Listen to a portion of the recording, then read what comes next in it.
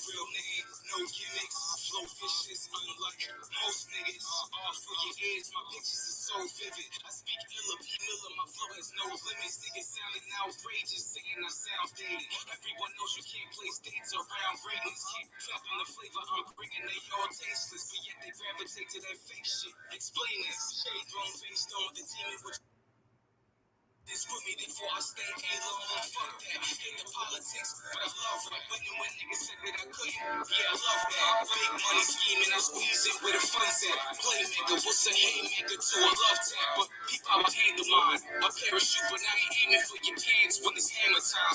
Real MC, I'm the rarest kind. Spewing words to the universe. A genius letting my message expand with time. When you see the flash, it ain't the camera kind. Text go stupid, no retro shooters that come through bearing nines.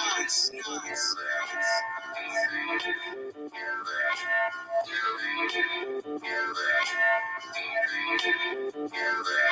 all my peoples out of town and back in the hood, my apologies for not calling as much as I should. The love's forever strong, don't get it misunderstood. With y'all, I keep it 100, just like you know that I would. But it's a lot of shit going on, I'm trying to get it right though. Express my feelings through a raw beat and some nice flows. Just spread my skills, niggas thought it was a typo. Your boss songs like your lyrics underwent lipo. Got enough soul to tap dance on a tightrope. Standing out like an ink spot on a white coat. I cruise on the beat, you need a lifeboat.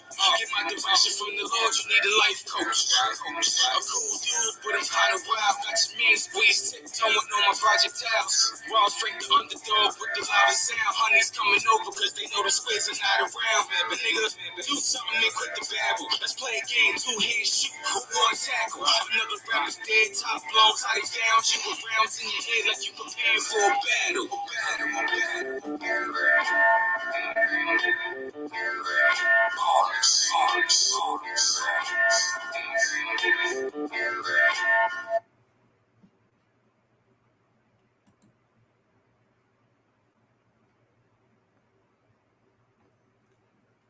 Hotel family, this is your brother, your RBG brother, God Hollywood Jr., coming to you with another exclusive program. First of all, I just want to say to Bullets Gotta Show 2.0, don't come on my program, because you in love with Hassan Campbell. I don't give a damn about your man. I don't give a damn about that fruitcake. I'm going to talk about him. He a sucker. So you come on my platform again, you're going to get blocked. All right? Any other person got a problem with me talking about Hassan Campbell, y'all can kick rocks. I'm going to talk about that faggot. All right? Don't like it? Go somewhere. You don't have to watch this channel. That's why I hate clown dudes. They come on my program. You don't got nothing else better to do with your life but coming on somebody program because you don't like, because I'm talking about somebody that you like. Yeah, I want to talk about this fool. But it's not even Hassan Campbell. It's Kwame Brown.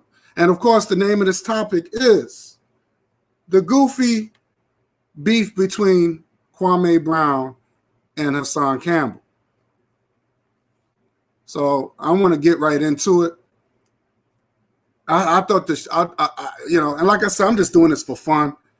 But I'm just, this is the type of fuckery that these people do.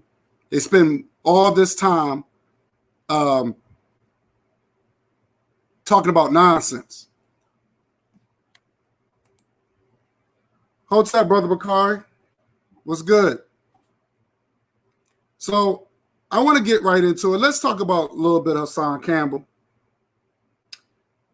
Now, as you can see, I re-uploaded the confrontation with him and this guy named Derek Williams. I thought it was funny, and and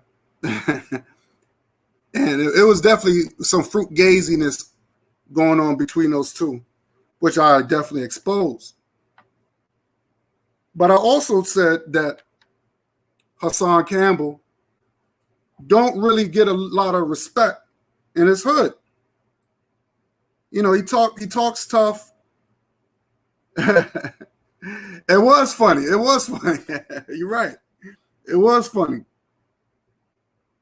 So, give me 1 second.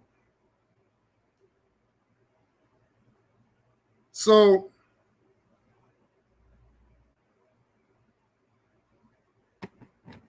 I want to show you how much respect, because I'm definitely going to show you some video clipping. So I want to, and y'all, like I said, y'all, you know, decide what y'all think. But I always said that Hassan Campbell do not get respect every time he comes to the Bronx. And I never could understand why you keep coming to the Bronx. If you moved out of the Bronx, and this is what, and I'm not going to lie, I think when I heard Kwame Brown, I think he made some good points, because he even told, which I'm going to play, he even told Hassan Campbell, he said, yo, you in a nice neighborhood. I believe he's in Connecticut. I'm not sure. But he got a nice house. He showed a little clip of the inside of his house, nicely furnished. But my question is, and this is what the same question that Kwame Brown was saying, why do you keep coming back to the hood? You know, why you keep coming back to the hood? And he don't even get respect in the hood. That's the thing. You keep coming back to the Bronx for what? For what? Like you want to get hurt. Like you want to get tested. So I'm going to show you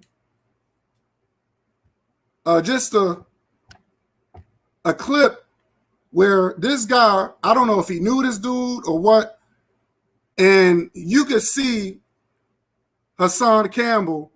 He's recording this, I guess, just in case something happens to him, it could be on record. But the guy didn't care. Called Hassan Campbell a bitch and all this other stuff. You a coward. You ain't gonna do nothing. And you could tell Hassan was a little scared. So I'm just saying, you don't even get respect in your own hood. So I'm just a little curious why the dude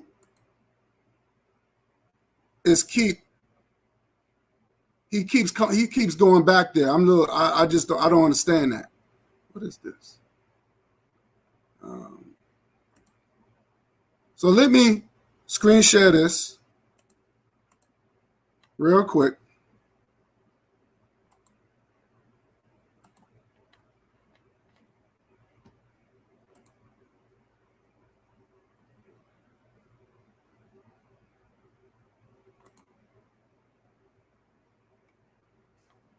Let me screen share this real quick. Let me see something. Hold on. Let me see this.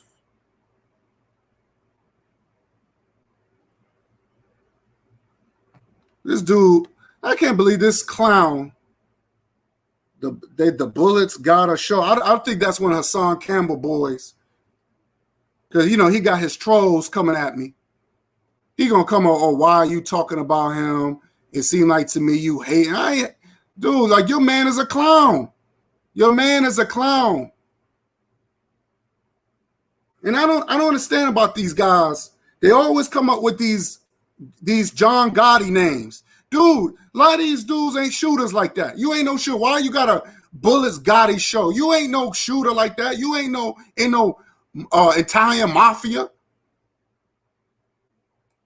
All these rappers, they all got these Gotti names, all these Italian names, and we already know these Italian don't like African people. Okay? We already know that.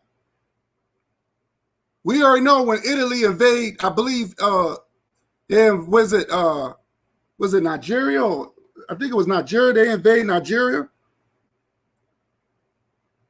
One of those African countries they invaded. So we already know those Europeans don't like black people. They don't like African people. So why are you having a John Gotti's name? These bunch of clowns, yo. You ain't no shooter like that. Oh, it's Ethiopia. Right. I'm gonna share that. Give me 1 second.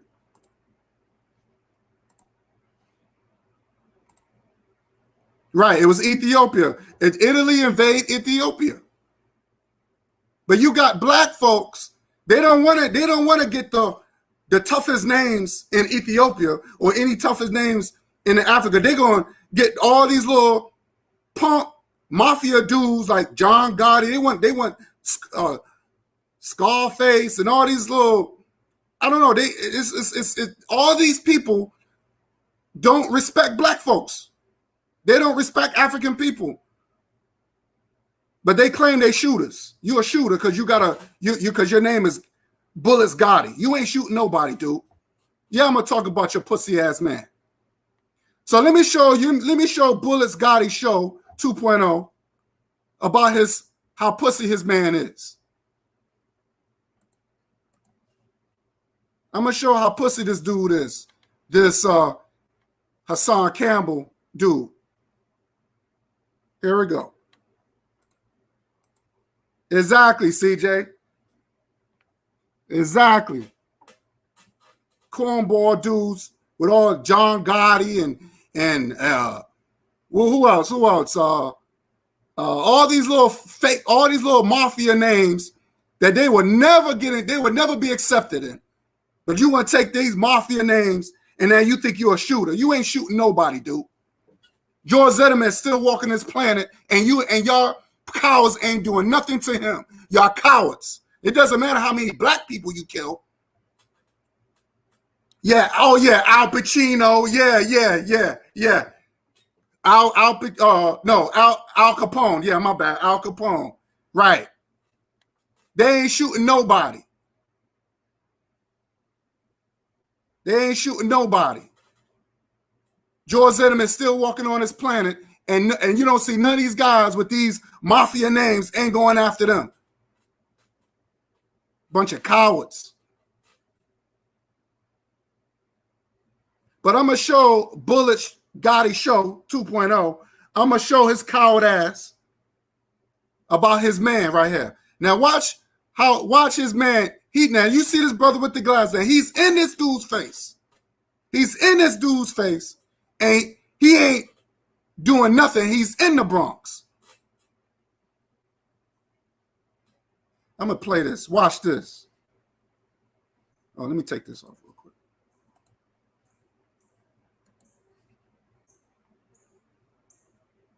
Until then, don't talk to me. I just want everybody to know this dude is threatening me, right? Yeah, I just threaten him. Yes, yeah, I threaten him. I'll knock his fucking ass out right now. His name is Timmy Cooper. I'm telling you. Timmy Cooper. Don't run. Don't run. He just threatened me. He just threatened me. I want everybody to know that Timmy Cooper, no, don't hide your face. Timmy Cooper, I'm telling. He's hiding his face. He just threatened me. Yeah. Timmy Cooper. Now, I'm not loud. Get that check, I want a piece of it. Now, I'm telling everybody, like, listen. When you get that check, I want to be I'm a civilian now. I'm telling you. I'm telling you. I never use one. I'll be forgetting to have it. So there you go. There you go. The man is a coward. The man is a coward. He gets punked on his own block. Hotep, Sister Raw. He gets punked in his own neighborhood. My question is, why you keep coming back to the Bronx? Why you keep coming back to the Bronx? You don't even live there no more. He said, well, his family live out there, but you're not visiting family. And that's supposed to be his man. Even his own man don't really respect him. He's on, I'm telling. He telling. See, dudes. See, you got a few New York dudes up here. They I would say they're pranksters. They're pranksters. That's the reason they don't stay in the neighborhood like that. They go AWOL. So that's the reason why I don't respect this dude. He's a coward. So let's go into Kwame Brown confrontation. I'm going to chop this up a little bit. I'm going to chop this up for a little bit. All right, let me screen share this.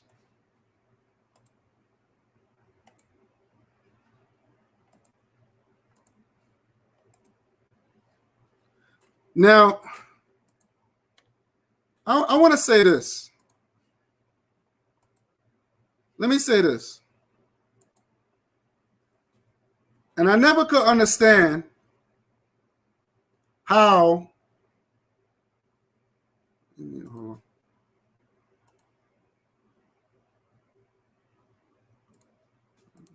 Something. Okay.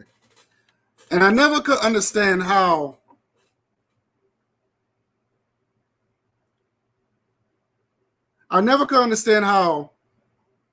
you do a whole video about somebody, and a lot of the things that, and I'm not going to lie, so I give credit when credit's due. Hassan Campbell did a whole video about Kwame Brown. A lot of things that he said made a lot of sense. But see, a man always stays. One thing about a real man stand his ground. He don't ever talk. A real man don't just talk and then all of a sudden he wants to take it back. My thing is like this. You got to stand by your word. But then he meets up with, I think Kwame Brown reached out to Hassan. And I guess Kwame Brown was like, yo, what is your problem? Why are you talking about me? But Hassan, in a video, he's like, well, let me apologize because I shouldn't be talking about somebody that I don't know. But you already said what you said. And the way I got from it, he didn't really say anything, in my opinion, he really didn't say nothing for him to apologize for. He should have just stood by his words. Say, look, what I said is what I said. I'm not, you know what I'm saying? And they should have just talked about it on that point. But no, this guy, he's want to apologize. But of course, Kwame Brown did not take his apology. He didn't want his apology. And then later on in the video, Hassan Campbell, he gets a pissy fit. So I'm gonna play this. And he starts off apologizing to Kwame Brown. Let's be honest. Listen, hold on. That wasn't about me. Let's nip this in the bud. As a man, I'm gonna apologize as a man. Because the reality of it is you didn't do nothing to me. So to cut all the bullshit, as a man, you didn't do nothing to me. I stepped on your toes. I respect some of the things. First of all, let me say this, right? When I first started hearing about you, automatically, the first thing I said was boule. I didn't do my homework. I didn't look to see whether you was a credible dude, which a fight was. Later on, I seen the Judge Joe Brown joint, which I thought was dope, or whatever the case may be. But just to give you who I am, when it comes to anybody that comes from Hollywood, the music industry, any of that, I look at everybody sideways. So I prejudge you according to that. But as far as who you are and what you're doing right now, your message, some of the things that I caught up on and I listened to, I respect your message as a man. But sir, you didn't say that about 30, 40 minutes ago. See, and that's another thing. Now Hassan Campbell, he's trying to kiss Kwame Brown's ass all of a sudden. He want to get in good with him. So yeah, you know, I apologize, whatever. But you just made a whole video talking about this man. And he didn't know nothing about Kwame Brown. So why now you're gonna take back and say, oh, well, you know, I want to apologize and you didn't do nothing to me. Dude, you always talk about people. You always tell your little commentary about everybody. So now that when somebody decide to check you on it, you decide to be on some, nah, you know, I'm only joking and I should have did my research. And no. Have that same energy, dude. Have that same energy. And I like how Kwame Brown, he even played the video, which I'm going to show. He even played a video when Hassan Campbell was talking about this dude.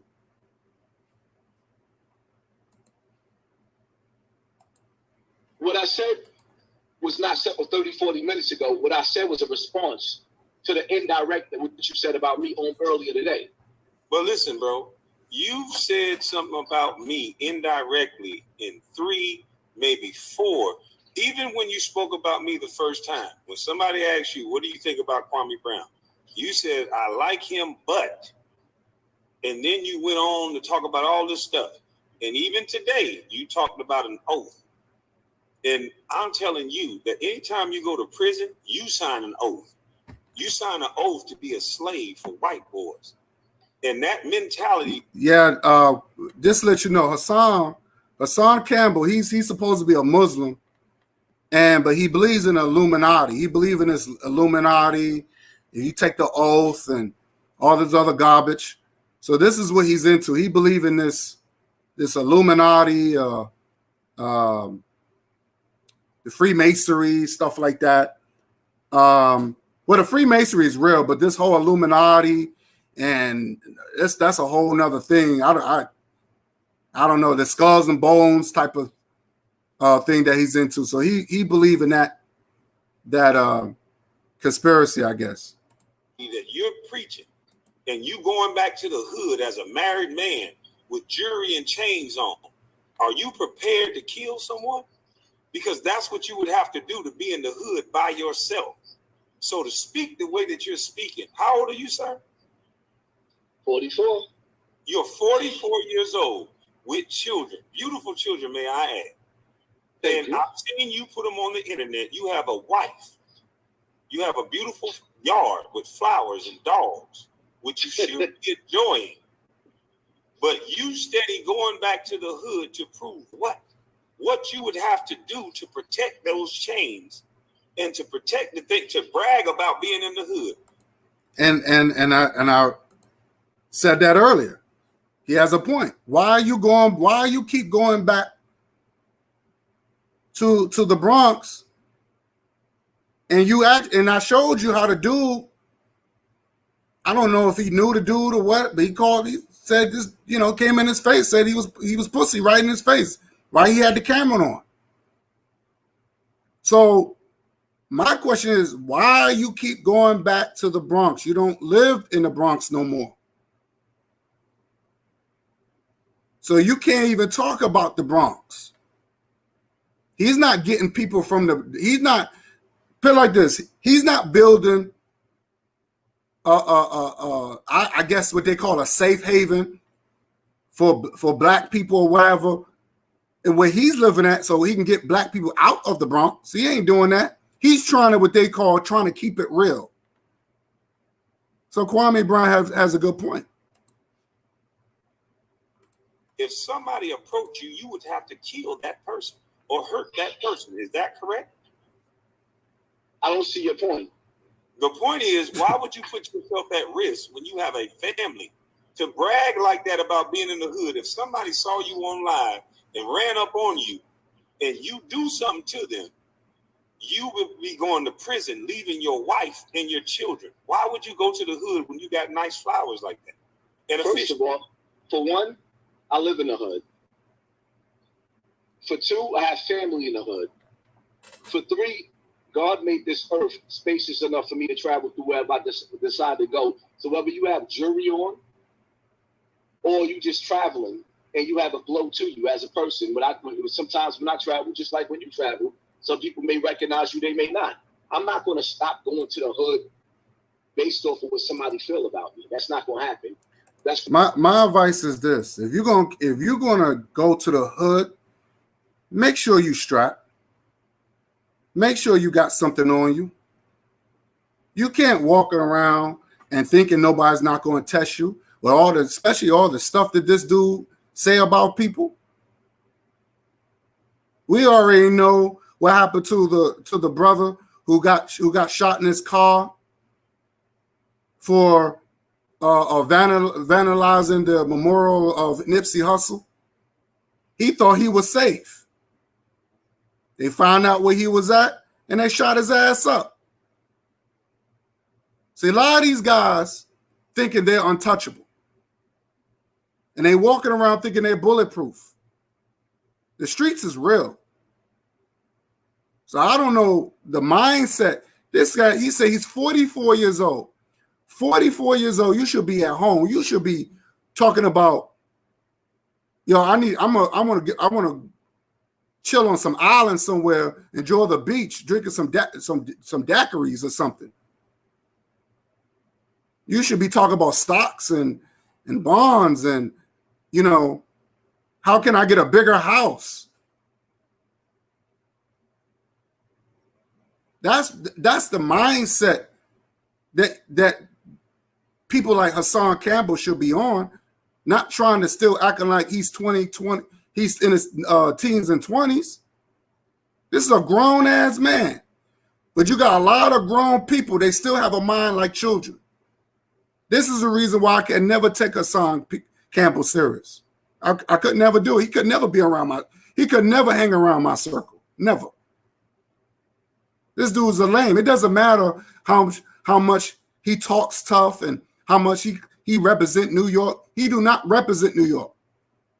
He don't even represent the Bronx. He don't.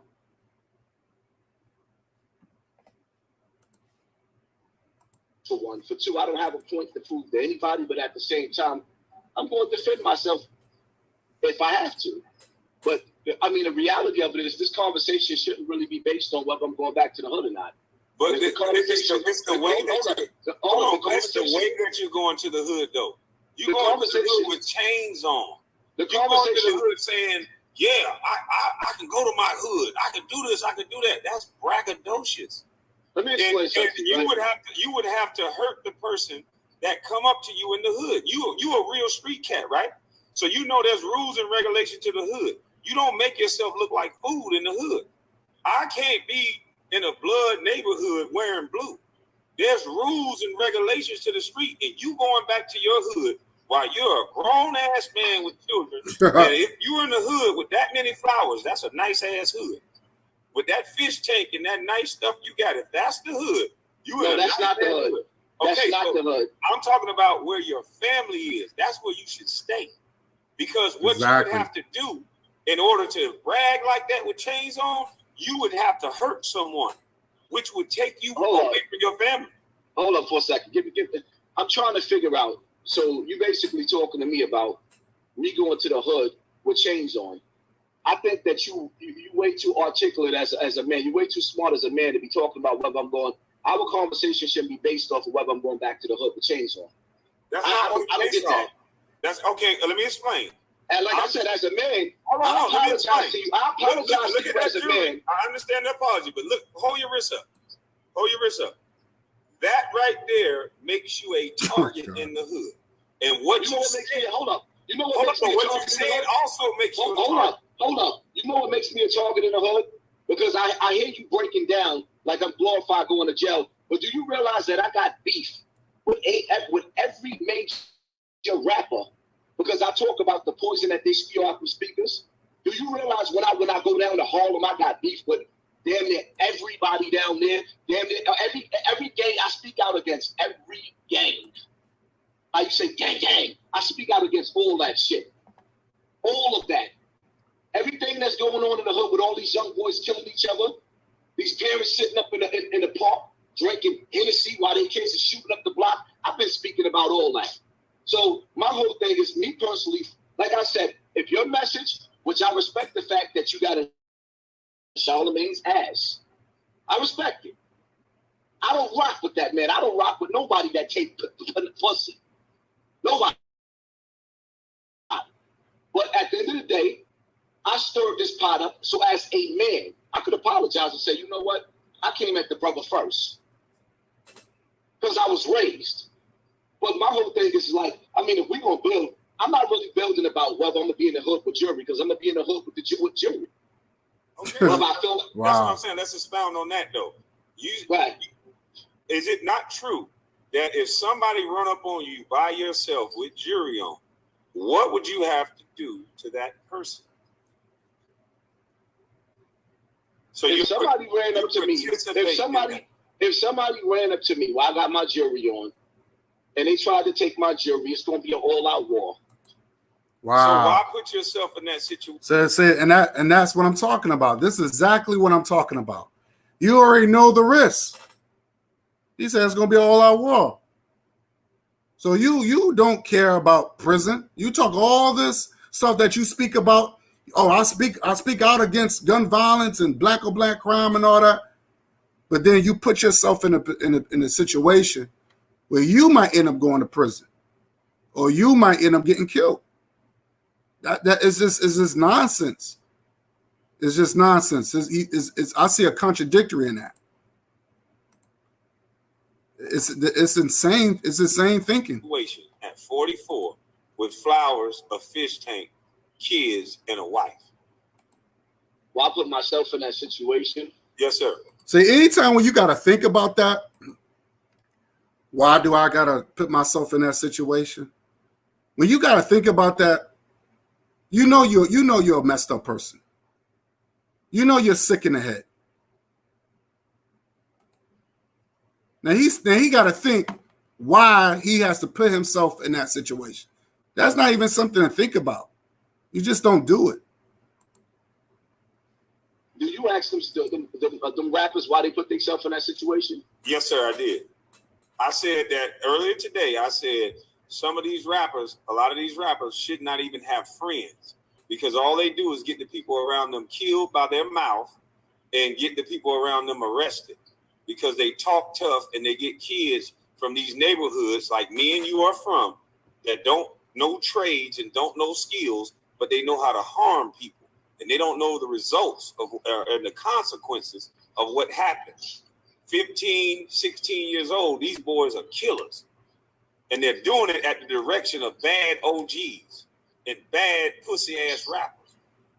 And I'm saying the things that you're saying and the glorification of going to prison, you started speaking about men in jail. Hold on. Hold on. You got my message. Your opinion. You cannot argue an opinion. This is my opinion. And then when you took what I had to say the wrong way. Okay, it can't be the wrong way if it's an opinion. We got to get people to understand what an opinion means. This is not based in fact. This is my opinion based on what I heard you say. So let me get it out. My opinion, and I took it this way, so therefore other people can take it this way. You talked about gangsters, and you said it in a way that made it look like you was glorifying being in jail, being around other dudes that was in jail and got busy, because you said there was no names behind me. So what does that tell young youth? That they need to be, don't be the guy who went to the NBA and became a basketball player, because that's success. Whether I scored 6 point, 1 point, my mama was on a golf course. Don't be the guy that put your mama on the golf course. Be the guy that go to prison and have your mama send them some money. Is that what you're telling the youth? Hell no, that's not what that's how you took what I said. But so that's not what I was saying. Okay, go ahead. That's absolutely not what I was saying. You got the what I was saying. All right. So what I was saying, just to make it clear, right? What I was saying is, when I say don't compare me, like for example, I also mentioned Styles P, right? And what Styles P was saying was how civilians are not snitches. So everybody was in my DM sending me that, And my whole thing is, I've been saying this for like 4 years on YouTube. Why does it take for a rapper to say the same thing that I'm saying? Just like a lot of the things that you're that you're saying is the same thing that I'm saying. So when I'm saying don't compare me to somebody in the NBA, it's no disrespect to you. It's just basically saying that your struggle and my struggle was totally different. I'm not glorifying the prison life. I'm just saying I had to go through the hellfire. At 18 years old, you was rich. I wish that I could have sent my mother. But and then I like how Kwame Brown, he said, well, that's because it's all about choices. He didn't have to live that gang life. He wanted to play basketball. He wanted to play basketball. So that was his choice. It's all about making the right choices.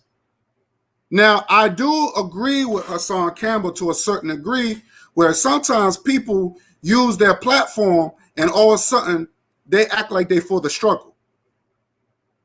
Okay, they want to they pro-black 1 minute, and now all of a sudden they don't give nothing back to where they came from. And I wish Hassan should have just talked about that more and made Kwame Brown feel stupid. Because I never heard Kwame Brown give back to the hood for a man who made $60 million. I'm just saying, I never heard that. Go off and bought my mother a house instead. At 18 years old, I was in jail for murder, and my mother had to move out of Bronx River to Fall Rockaway to get away from the crime scenes. So I'm not sitting up there saying that I'm glorifying that. I'm just saying that the path that you took, which was a good path, and the path that I took was a different path. So when people be comparing, like my options and your options was totally different, is what I was trying to say. How can you say that? You can't come to that conclusion. There's no options. It's decision making and behavior. My behavior was different than yours, so I got different outcomes. You got to start telling kids the truth. That if you glorify street life, you get a big homie, and you look up to men and worship men that rock nigga snot box, you can go to prison. And if you look up to basketball players, you can go to the NBA and put your mother on a goddamn golf course. So to say it in the way that you said it made it seem like you were better than someone who went to the NBA because you were in prison. But I'm just saying, and this is the thing, no one can ever be right with you, because you also say on one end, there's no celebrities talking this real. There's no celebrities saying what I'm saying. And then when one say what you're saying, you get mad because you've been saying it. So which one is it? Do you want celebrities to talk like you're talking? Or do you, because that's what you want, right? You said celebrities need to stand up for the community and be real. So once they do that, you have an out. You double talking. Because then you can say, well, that celebrity ain't connected to us. And he ain't real. He ain't been to jail and all this other bullshit. Because you really want to shine for everything. It's not about the shine. It's about the message. I could have not let people share my YouTube videos. And at the time I'm having the hottest week, I could have took that money from that week and left the internet. So I'm going to show you where he plays Hassan Campbell when Hassan Campbell talked about this dude. So I'm gonna play you that part. And then I'm gonna play you where this guy said he's not gonna accept his apology. And that's when Hassan got into the pissy fit.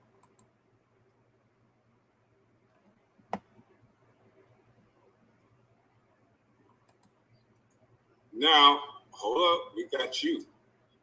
Because I don't want to play no more of my shit. We got you. And then I think we should open up the chat and let people question you and ask you, why would you be talking like you talking?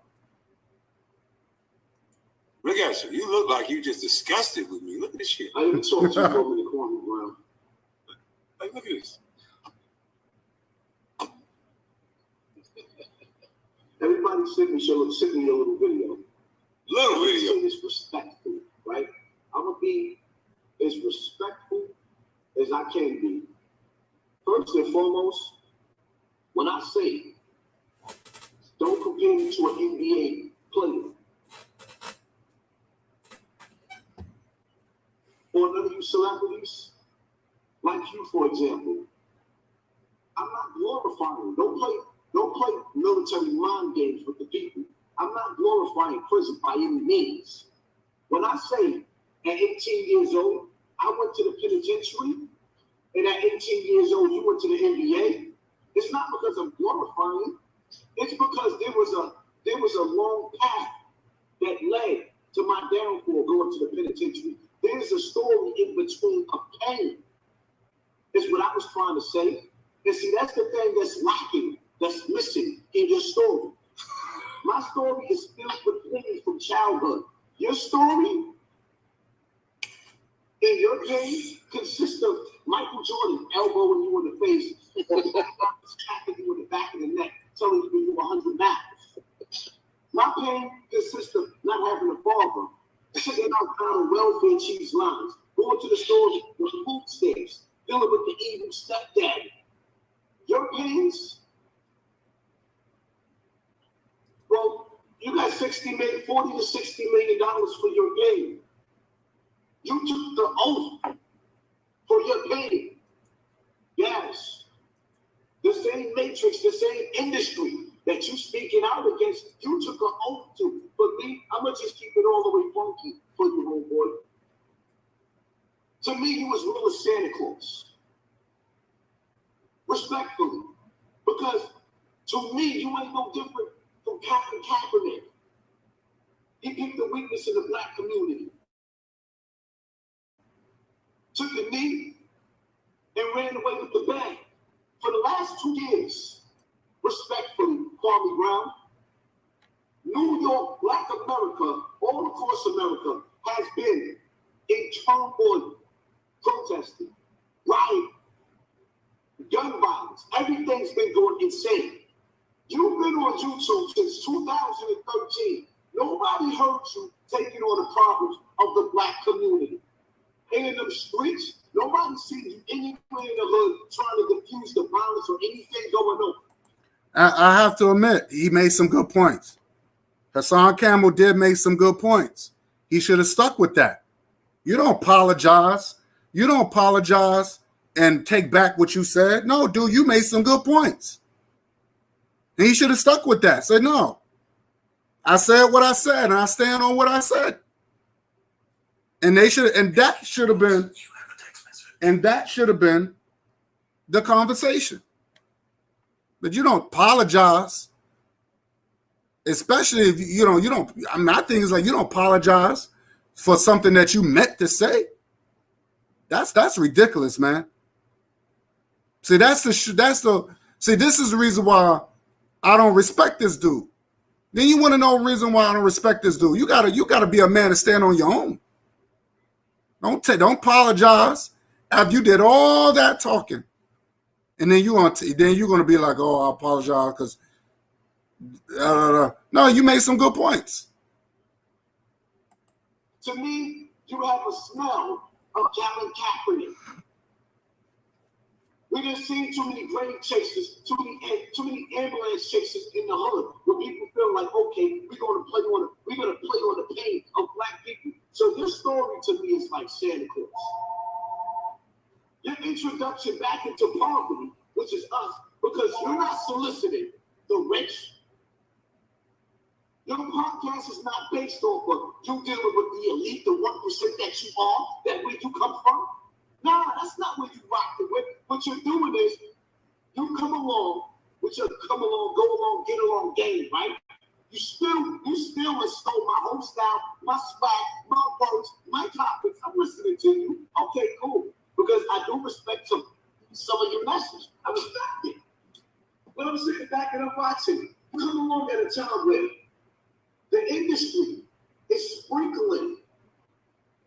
You industry dudes, you rappers, you Hollywood, the music industry. It's just coincidental now. But for the last 2 years, the power of the black voice on YouTube that come from regular YouTubers, like let's say for example,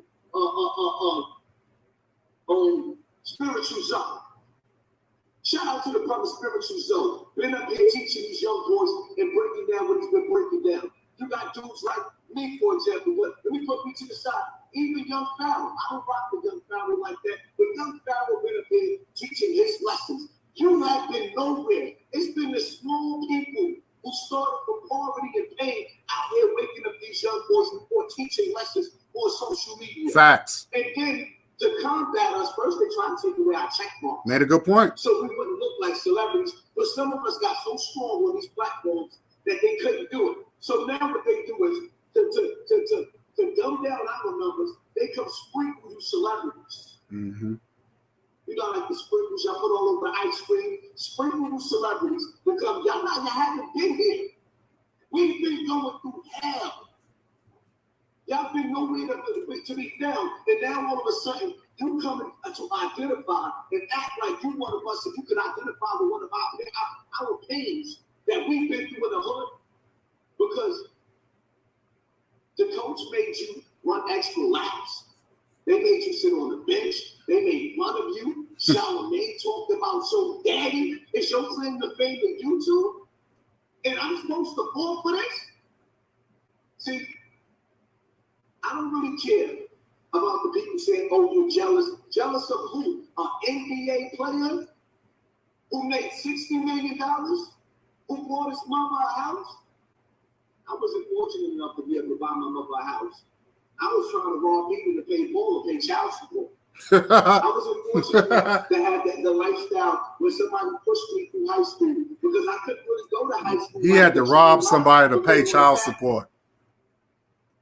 Now, although the brother apologized, he's making a lot of claims that he don't know nothing about. I'm a part of this. I'm a part of that. They pushed me through high school.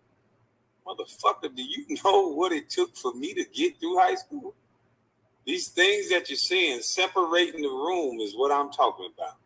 You're separating the room. Can't nobody that make money, you have an attack on successful black men. If you're successful and you're black, you hate them. I have an attack on industry niggas. But that's not industry. I'm successful. But hold on. You're talking about a man you don't know. I got a job. Just like there's a job being a neurophysicist and all this other shit. The NBA is called the business of basketball. You may not know that, but it ain't a motherfucking game. That's why none of them can't say the shit that I'm saying. So to label everybody, what if we label everybody in different genres, something like you're doing me, sir? You said I wasn't this and I ain't. You're trying to separate the room based on success, saying I'm not part of something when I was in the same motherfucking free lunch line with you. I had the paperback food stamps with you. I had to go get I know what the ones look like.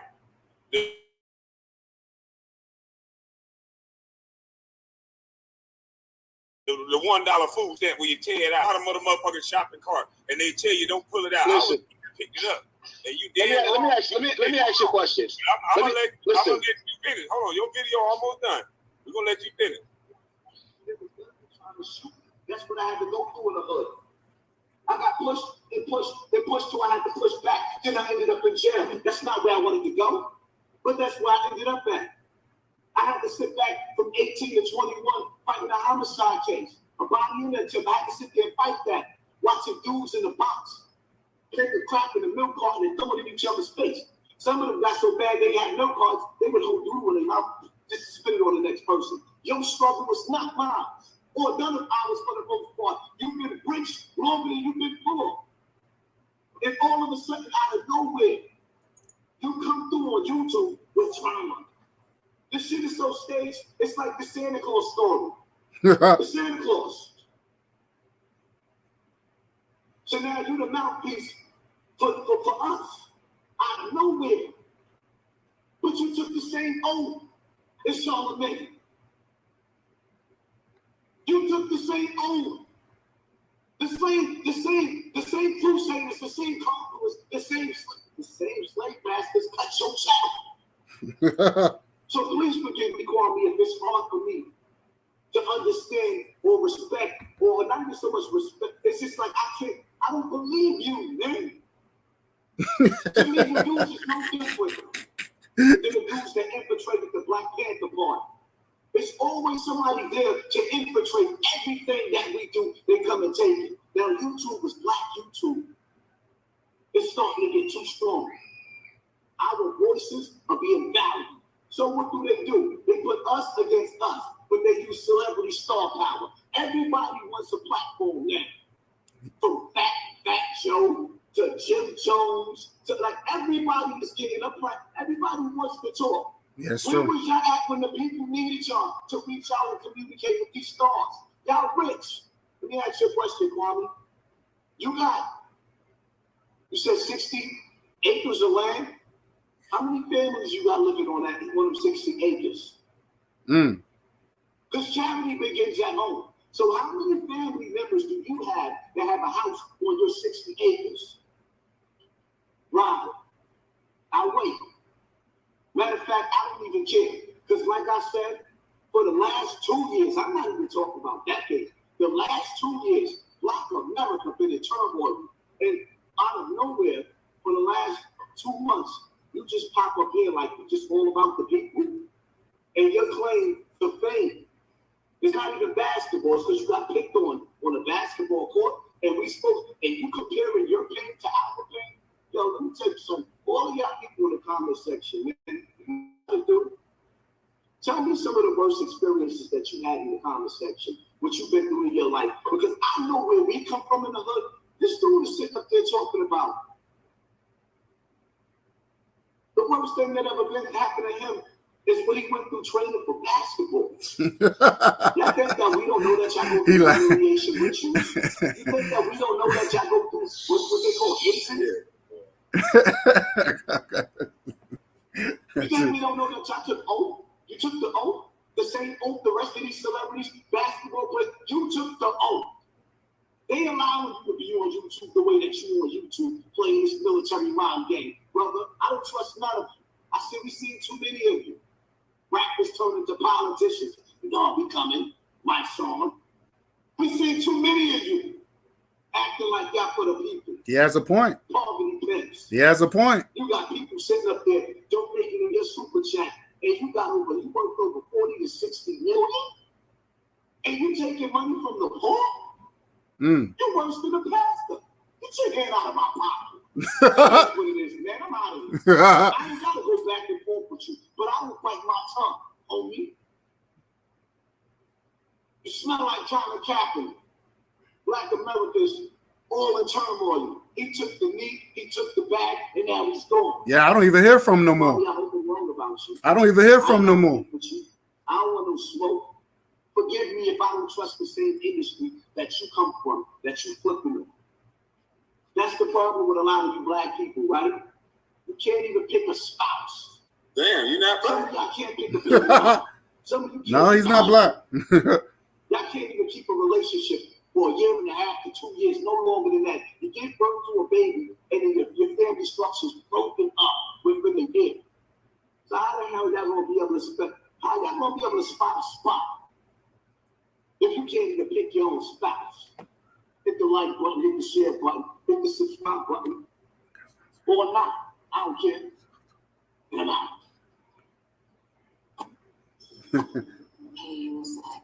Who you were talking about when you were talking about y'all? Excuse me, boss. You have a text message. Let me say this real quick, right?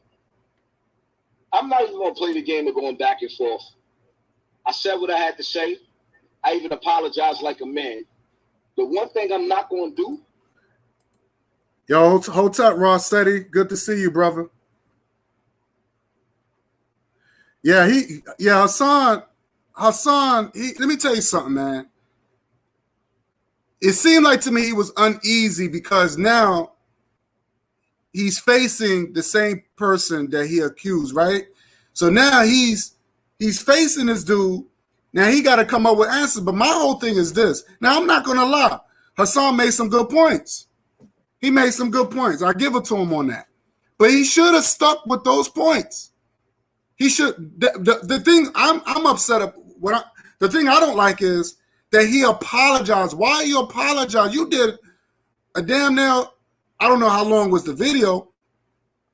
I don't know. It looked like it was like 50 minutes or something like that. But you did a whole video on Kwame Brown, and he should have just stayed on that topic. He should have said, "Look, man, now you came from the hood and you went to the NBA, you made some money. What have you done to give back? Give me a list of things that you gave back." Now, Kwame Brown never gave a list. He never said, "Brother, you wrong, because this is what I did. I did this, I did that. I donated this. I did this for our youth." He never said those things. He never said those things. He just said, "Well, I struggled just like you, but I just made the right choices." But I agree with Hassan. Now you're starting seeing rappers, they're getting on Twitter, they're getting on Facebook, they're getting on Instagram. They want to get into politics. And they supposed to make all this money.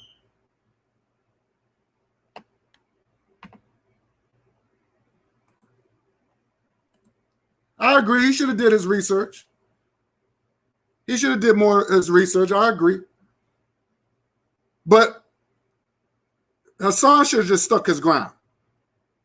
He should have just stuck his ground. I'm just saying, if I did the video, I'm just saying for me, if I did all that talking, I'm gonna stand by my word. I'm not gonna sit there and say, "Oh yeah, I apologize." No, fuck that. No, have that same energy. Have that same energy. That's all I'm saying. Have that same. Even if you're wrong, just say, Kwame Brown, prove me wrong. What have you done for the hood? What have you done for the hood? So I can shut up.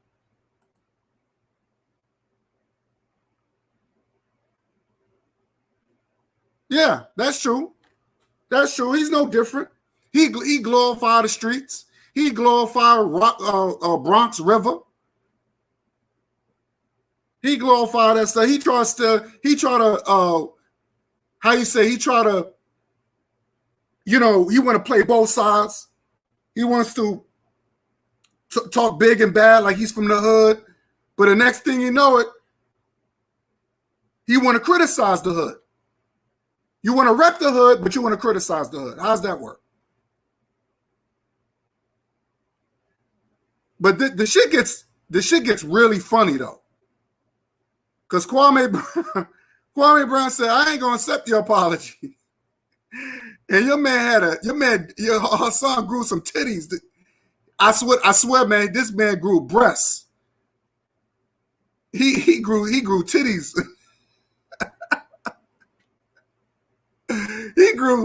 He grew breasts, boy. They like, "Oh, you ain't gonna accept my apology? Well, fuck you then." I gotta play it. And sit up here and play this bullshit game, that back and forth. That's for one. For two, let me explain something to the audience. The ones that sitting up there saying you a lame, I take care of my motherfucking wife. I take care of my motherfucking kids, and I take care of my community. So if that's what makes me a lame, I'll be a lame. I personally don't give a fuck about what none of y'all feel. Unapologetic. I apologize to you as a man, and that's it. But as far as me being on trial and having to answer to niggas, the fuck I look like answer to any of you niggas. Eat a dick. Straight like that. The fuck I look like answering to any of you niggas. All right, I wish I would sit up here and answer. What the fuck you niggas look like? Me answering to you niggas. What I look like? Like really? As a man? Hold up. As a man, when I apologize, I hold up. I humbled myself. No, that's not true. Because the reality of it is, it's hard for me to apologize to niggas that I feel like is soft. You feel like I'm soft? If you sitting up there talking about, you didn't answer the question. You had to go through. Yeah, I feel like you soft when you sit up there talking about the hardest thing you've been through is niggas sitting up there hazing you. Yeah, well, that's what you said. I ain't say that. See, you're not even wow. Drunk. You said that the hardest thing I ever been through is a basketball practice and all that. Motherfucker, I was in the homeless shelter. What the fuck are you talking about? That shit is over with. Nigga, you've been rich longer than you've been poor. You've been rich longer than you've been poor. That's a dumb argument. You say it's over with. You said hold up. My argument is hold on. Because you talk, nigga, you play. Listen, you play. wait a minute. This shit is stupid. Wait a minute. Ross said I disagree with Hassan. He did for clout. Of course. That's true. He do that to everybody. All the celebrities. He's a clout chaser. I don't mind people giving their commentary on certain things, right? Certain things that are happening. Because he's more one of those hood commentary type of dudes that he mentioned these rappers that nobody really don't care about. The King Vons and all. I don't care about any of these people. Like, I don't know these young cats that's saying they rappers. But he's one of those hood commentary type of dudes that nobody really cares about. But he gets views. He gets views. So the brother said, I disagree with Hassan. He did it for clout. That's why he apologizing. He can't be on YouTube bragging about how much money he got. Don't do nothing for the hood. Then turn around and ask another man what he's doing. Yeah, that's true. And also too, Hassan, he's definitely a freeloader. Because I heard he said something about, he asked Kwame Brown, is he going to put him in a hotel? I swear it's just, and when you hear that during the argument, he said, well, if I come see you, are you going to put me in a hotel? Like, why you want another man to put you up in a hotel? So that's some bitch dude talk right there. Who says that shit, man? Hassan is weak. Yep, he's weak. That's facts, Keith. Hassan ain't a man. He ain't, man. That's true. Facts. Stand your ground. That's what I said. He should have stood his ground and said, yo, he could at least ask Kwame Brown, what have you done for the hood? So I could take that back. Or I could do another video, apologize, I give a public apology or whatever like that. He should at least ask them that. Because Hassan Campbell made some good points. He did. That's all. That's just me. That's just me. Let me You played all of that shit for like 40 minutes, and now you want to still talk because you like to hear yourself talk like me. And I recognize some of me and you. It was your video. So let me talk now. Listen, you don't want to hear me talk, though. You got to be listening to. I don't want to hear me talk. My point is, at the end of the day, I'm not here. These are your leaders. I'm not here. Right? No, I'm not. Hold up. Hey, listen, let me explain. Hold up.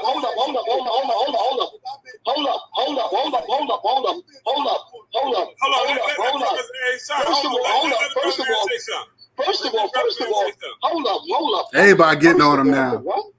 I wasn't talking for a minute. For two, I don't even know who the fuck you is. So let him say something. Go ahead. Hold up. Listen. Hold up. Hold on. Son, calm down. Go ahead, brother. How everybody doing? Please stay everybody in the chat. Please to so he muted my mic. No, you still on, but hold up. Keeping you scared, keeping you always worried about the white man. And that's why he ran. And that's why he gonna come back. He gonna come back. I didn't want him to leave the chat or cut him off, but he won't let somebody else He gonna come back. You know what I'm saying? Sometimes people do think that, you know, it wasn't like he wasn't already talking. Bottom line to it is, we back at these dudes that was attacking him. So, you know, like I said though, bro. I'm gonna unmute his mic real quick. All right. Hold on, son, unmute yourself. There you go. Yeah, I'm here. Go ahead. I mean, my whole thing is like this, right? Once a man apologizes, grown men move on. When you start bringing dudes on the platform to tag team and jump it starts to seem like, you know what I mean? It gets messy. That's the bottom line to it. And so I'm few of words right now. I'm here because I ain't running. But at the same time, I'm not going to keep on talking. I'm not going to keep apologizing. I'm not an ass kisser. I feel like I am the clout. I ain't chasing nobody's clout. I said what I said, and that's it. Bottom line to it is, we blog, we vlog, or whatever the case may be. We deal with topics on social media. That's what we doing. Kissing ass is not something. Listen, at the end of the day, let me tell you something. I'm not too apologetic. If I'm wrong, I apologize because that's just the type of person that I was raised to be. But when I sit back and I see and I analyze and I watch whatever the case may be, like I said, homeboy that you put on the screen, I never seen him a day in my life. I don't know what it is about dudes on YouTube. They feel like I don't watch nobody. I rarely watch anybody. If I do look at somebody, I look at people that deal with topics that I like. All these other YouTubers you putting up there, like the other dude that you put up, I don't know him. Don't personally give a fuck about him. I don't give a fuck about the egotistical shit about him feeling like, oh, I'm from Chicago and New York is this. That sounds like some real plantation nigga shit. All he did was divide black people from one state to the next one. That's all he did. So what was the fucking point of him even getting up here? Because New York niggas this, New York niggas that. Like I said, I'm not really too apologetic. I don't like apologizing. I did it because I was wrong. But for me to sit up here and let niggas tag team me and all the rest of that, I'm not with that shit. I'm not even going to talk too much. Listen, my whole thing is like this, right? My whole thing is like this. It's either we going to move forward in peace or we just going to say fuck each other. That's the bottom line to that. But I'm not kissing nobody's ass. Can I respond? I think guys like you and guys from New York, I know a lot of guys from New York. You guys come with a smile and a hug in the club, and you be the ones that set up the do-low twist. I mentioned the do-low twist before. I was in the club before, and the same guys that be from New York, they'll send 2-3 guys at a guy and make them uncomfortable, and then they'll stop the situation, and they'll get next to a guy, and they'll be their worst enemy, acting like they friend. And let me tell you something. Hold on, I didn't interrupt you. Tell everybody else something. Go ahead. Every time I'm trying to make a point, you train like Dr. Boyce and the rest of them to interrupt. I stop. Go ahead. Make your point. Okay, let me make my point. Some of you New Yorkers and some of you people, period, just like hip-hop viral news. He put on a shirt, acted like he's my friend. I sat back and observed for a few days. I said nothing. Next thing you know, I'm public enemy number 1 on his platform. And so, my brother, a lot of people like you like to play that bouffale game. Y'all like to put niggas in the do-low twist. Y'all like to play on niggas' mind. Say something about a nigga, make all the assertions. What the hell is a bouffale? What is that? What is a bouffale? That's not even a New York term, so I don't know what that is. A bouffale, I don't know what that is. And that tough talk and everything you said, you didn't know nothing about. You a man that don't know. You a man that don't know talking about another man, and then you apologize, and then that's supposed to be it. It don't work like that. I'ma get you. Nigga, if you step on my toe, I might do something worse than step on your toe back. And you can't tell me what to do after you fuck up. Yeah, I agree. I agree. Some apology is not sincere. Some apologies is just not sincere. I don't think, in my opinion, and I think Rossetti and I think Keith pretty much said the same thing. His apology is fake. And I think he's trying to use Kwame Brown, or trying to use Kwame Brown like a man with a brother with the bag. Say that he knows somebody because this man's he's still making millions of dollars from his pension or whatever the case is, you know what I'm saying, his retirement fund or whatever. So he wants to get close to somebody that got some more money than him. So this is the reason why he had to say, "Oh, I apologize," because before this conversation, he didn't know that Kwame Brown was gonna hit him up. He didn't know that. So now he's like, oh shoot, I got this guy. He called me. Let me hurry up and make friends with him because this is the brother with the bag, and and if I go chill with him and he gonna put me up in this nice hotel because some of these dudes they want to act like females. They want to act like females. Okay, and I know Hassan making a little bit of that YouTube money. He's making. I know he's making a nice piece of change from YouTube. Let me read some of your comments because this is where Kwame Brown said he's not going to accept his apology. This is when things get really crazy. So let me read some of your comments real quick. Okay. Let me see this. Rossetti said, I'm glad Kwame didn't accept Hassan's fake apology because he do it all the time. Kwame knew that. Yeah, that's true. Facts.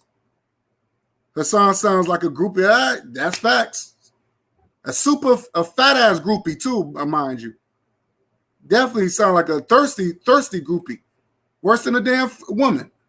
When Hassan said, will you get me a hotel? I knew he was scared. That's definitely a male groupie status right there, man. God damn. I mean, Hassan points didn't applaud to Kwame. That's true. Funk being sorry, you can bring whoever you want to the party. I'm going to keep calling it out against all odds. Hassan is too weak. Facts. Okay, that's Gucci talk. That's all I'm saying. That's Geechee talk. Geechee talk. That's what's up. Kwame and Hassan are both cornballs. That's true. None of these dudes are speaking truth to the power or telling the truth.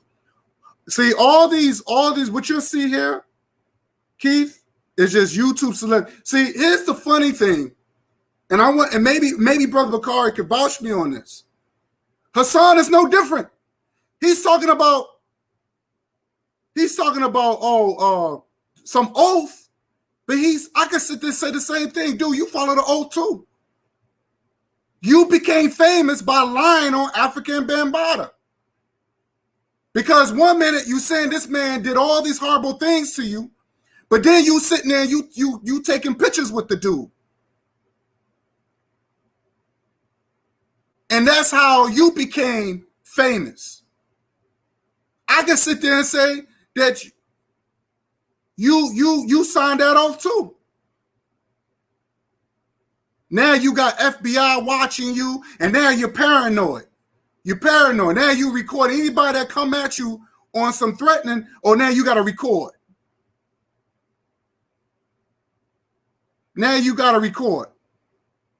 What have you done for the hood, Hassan Campbell?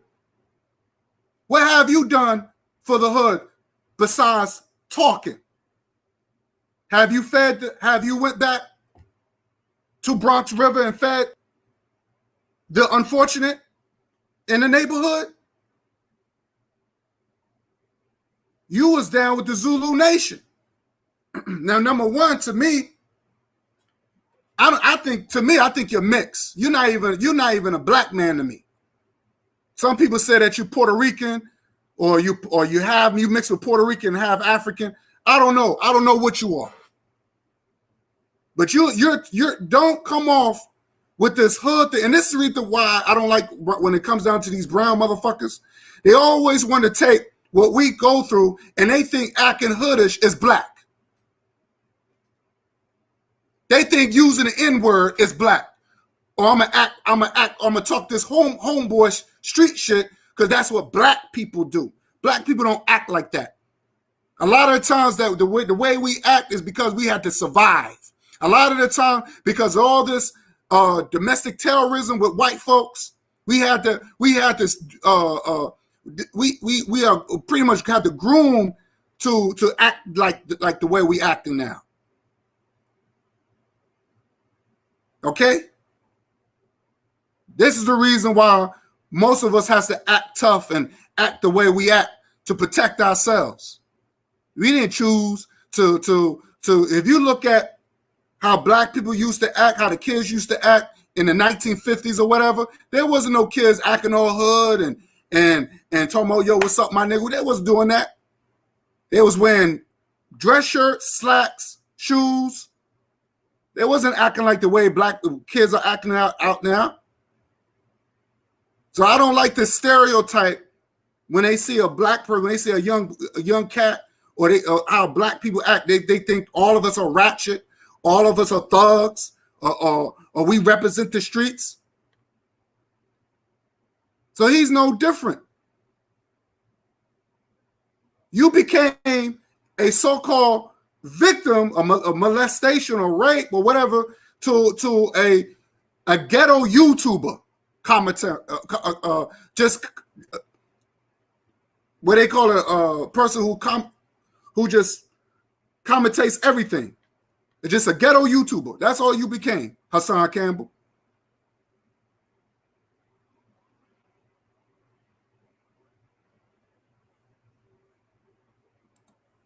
I don't like that. Yes, they both YouTube celebrities. He's talking about this. This is what's the difference of what he's talking about in that whole video, and he's doing the exact same thing. He became a YouTube celebrity.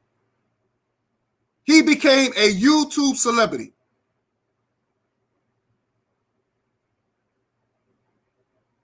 Kwame Brown, YouTube celebrity. Now he got his own platform now. I don't see none of these dudes doing anything for the black community. And these people who got money, they got money. They making some money. Hassan Campbell, he don't work. Hassan Campbell, he don't do a 9-to-5 job. He don't do a 9-to-5 job. Kwame Brown, he don't have to do a 9-to-5 job. So now you got all this time on your hands. What else? What is? Show me your projects. What are you doing to uplift African people who are struggling? That's what I want to see. But no, these guys, they want to play games. They don't speak for me. This is the reason why I bang on Hassan Campbell. This man talks about police. I remember one day, and I did a video on that. Hassan Campbell talked about police wife, his main woman. Then he talks about his children, said Polite's daughter looked like a damn cockroach and all this other stuff. When Polite heard that, guess what? Polite went from all the way from, I think he was in LA. He drove all the way to Brooklyn. And he was saying, give me Hassan's information. I want to go see him. He had a whole lot. He was ready to throw everything away to get after this dude.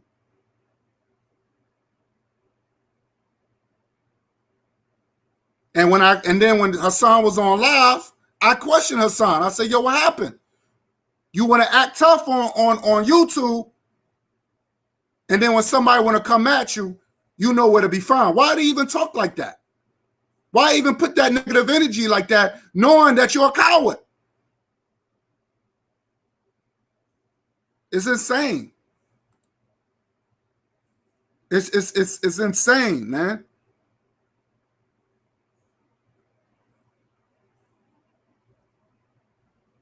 Kwame is doing something for the babies in August for 2 days. That's doing something. Okay, I would like to see. Maybe I'll do some research on that. I don't know what that could be, but I'll look into that. Team Black have a year-round book drive. That's right. Shout out to Brother Bakari. Donate to that brother. He's definitely doing a book drive. See, this is what I'm talking about. This is what I'm talking about. You have genuine people like myself. I'm promoting Negaz footwear, where I tell people I want to donate to the babies, give them shirts and sneakers that they can identify with. You got my brother out here doing a book drive for our children. Now and a book drive that supports a Black-owned business. Now Brother Bakari is coming out with a T-shirt that's supported by a Black-owned business. I don't see Hassan Campbell doing this. Hell, I don't even see Kwame. I don't see Kwame Brown doing stuff like this. I mean, just the little things. But we don't get no donations when we want to actually give back to our people. We don't get that type of crap. But do you want to? Everybody want to give to Sonetta or give to these pipe dreams ideas that nobody never seen. Or these so-called books that don't do nothing for Black people.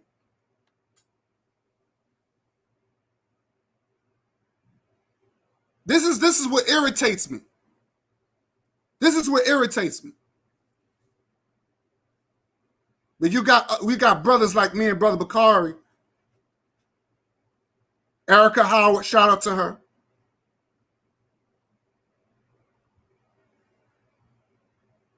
Feeding the people. When we say, look, that's the reason why I want to lease. I wish I had the type of subscribers like Hassan Campbell. I wish I had that type of subscribers that Kwame Brown had, where you get money, you get some sort of money from YouTube or whatever. That money is going to go back to the people. Because the people had if my people had put me on top, it's my duty to give back. That's your obligation. You have an obligation. You have a job to do. You're not going to just take people's money and not give back. That's an investment. So a lot of these guys, they don't know nothing about business, but they want to act like they're doing something because they have good talking points.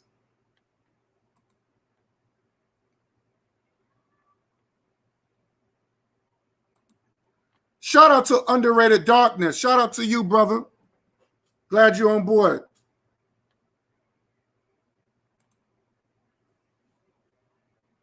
Keith, he is one man. At least he's doing something, is what I'm saying. But what I'm doing, what I don't get is you got people who've been on YouTube and ain't did shit, and them saying people crying about what is needed to be done. Yeah, that's true.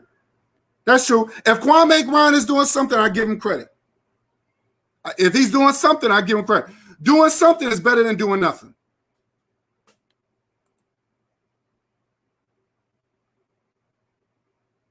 Right, I feel you. But there's brothers out here who are doing so much more. That's true too. And they don't get acknowledged. That's true. Keith, you have a point, brother. Keith, this is a competition. If you watch Kwame, he talks about bringing on people who is doing the work. Well, that's good. I like that. I like that. Promoting people, that's good. I like that. That's what I like to do. I like to promote people that's got a business going, whatever it is. I like to do that. If you got a business you want to promote, I'm the man that you want to come to, and I'll get it out there. I like that. And that's what it is. We need to build our people up. We need to get the right type of people in the forefront. It's all about promoting good people who's actually doing something. I agree with you, Rob. I agree with you. Well, let me continue. I'm gonna read your comments later. I'm gonna get back to you. But this is where it gets really interesting. And you bullshitting, in my opinion. I don't accept your apology. I think you wanted to use algorithms, and I think you wanted to argue, and I think you wanted to apologize and make it seem like you're solid. You're not. Oh, that hurt. I know there gotta be a dagger. Let me rewind that again. He said, I gotta rewind that shit. Oh shit. That motherfucker hurt. He hurt. Once he said that, he hurt. Let me play that again. Yo, once Kwame Brown said that, Hassan Campbell got butt hurt. A few days, I said nothing. Next thing you know, I'm public enemy #1 on his platform. And so, my brother, a lot of people like you like to play that Bouffale game. Y'all like to put niggas in the Dulo twist. Yo, press the thumbs up, bro. If y'all like this program, press the thumbs up. I appreciate it, man. Appreciate all the love. Thanks y'all for tuning in. Y'all like to play on niggas' mind. Say something about a nigga, make all the assertions, and that tough talk and everything you said, you didn't know nothing about. You a man that don't know. You a man that don't know talking about another man, and then you apologize, and then that's supposed to be it. It don't work like that. I'ma get you. Nigga, if you step on my toe, I might do something worse than step on your toe back. And you can't tell me what to do after you fuck up. And you bullshitting, in my opinion. I don't accept your apology. I think you wanted to do algorithms, and I think you wanted to argue, and I think you wanted to apologize and make it seem like you're solid, but you're not. You never should have spoke over it. And even that right there is not respectful. Me and you talking, not hear music. I really think that you did this as a ploy. Actually, I thought the mic was off. Okay, but you really did this, in my opinion. The reason why, I'm going to tell you as a man, I do not accept your apology because I'm a man. And as a man, I don't feel, I don't think. Before I talk, I know. I'm not going to talk about Ticket TV. I'm not going to talk about Hassan Campbell. You can't find one motherfucking video of me talking about anybody that did not talk about me first. That's a man. You talking about a man you know absolutely nothing about. And in 2 videos I can show you, you're speaking matter of fact. Now at this point, Hassan Campbell just grew some titties right now. He just grew some titties right now as we speak, as they speaking right now. He just grew some breasts right now, some women titties right now. About a man you don't know.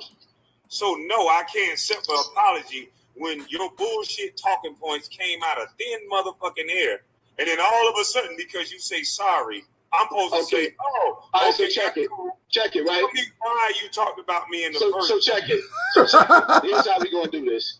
You done sat up there right now and basically shaded the whole New York. No, I said what you did was stop bringing New York in. I got a lot of New York friends. No, what you just did was hold up. Let me finish. Listen. Let me finish. What you just did was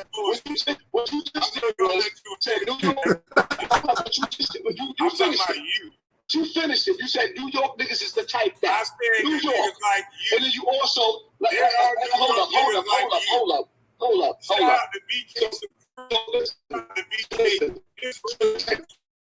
From New York that I know, and they don't act like you. So listen. At the end of the day, listen. I know a lot of real niggas. What you from put New me York. up here for? You want to talk? Are you going to talk, or you going to let me talk? I'm gonna let you talk, but you're not. You've been talking, sir. You're not going to try to put a whole state on a man. I'm not trying. Listen, I'm not trying. Listen, New York hurt you. New York hurt you. New York niggas to my house right now. They know where I live. I got a couple of homeboys from New York. They probably in the chats. So you're not gonna make it about a whole state. I said niggas like you from New York. And there's niggas like you in every state. Are you finished or are you done? The whole state, niggas like you. Are you finished or are you done? I'm finished, but make it sure before you say New York, say niggas like me from New York. Make it specific. Niggas like me from New York, and then you can go.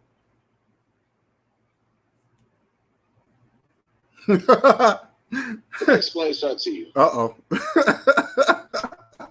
Because you got me a little bit fucked up. When you see me trying to be a man, you don't have to accept my apology. As a matter of fact, being that you don't accept it, you don't have to. I'm gonna stand on what I said. Yeah, he hurt. I'm not gonna kiss your ass because I don't give a fuck about you. He hurt. I don't need you. This dude hurt. You ain't never did a fucking thing for me or my community. If you do decide to do something for the community, do what you do. I ain't trying to stop you. I don't have to be your friend. I ain't trying to be a motherfucker's friend. The one thing you never answered was, did you take an oath? Are you a Mason?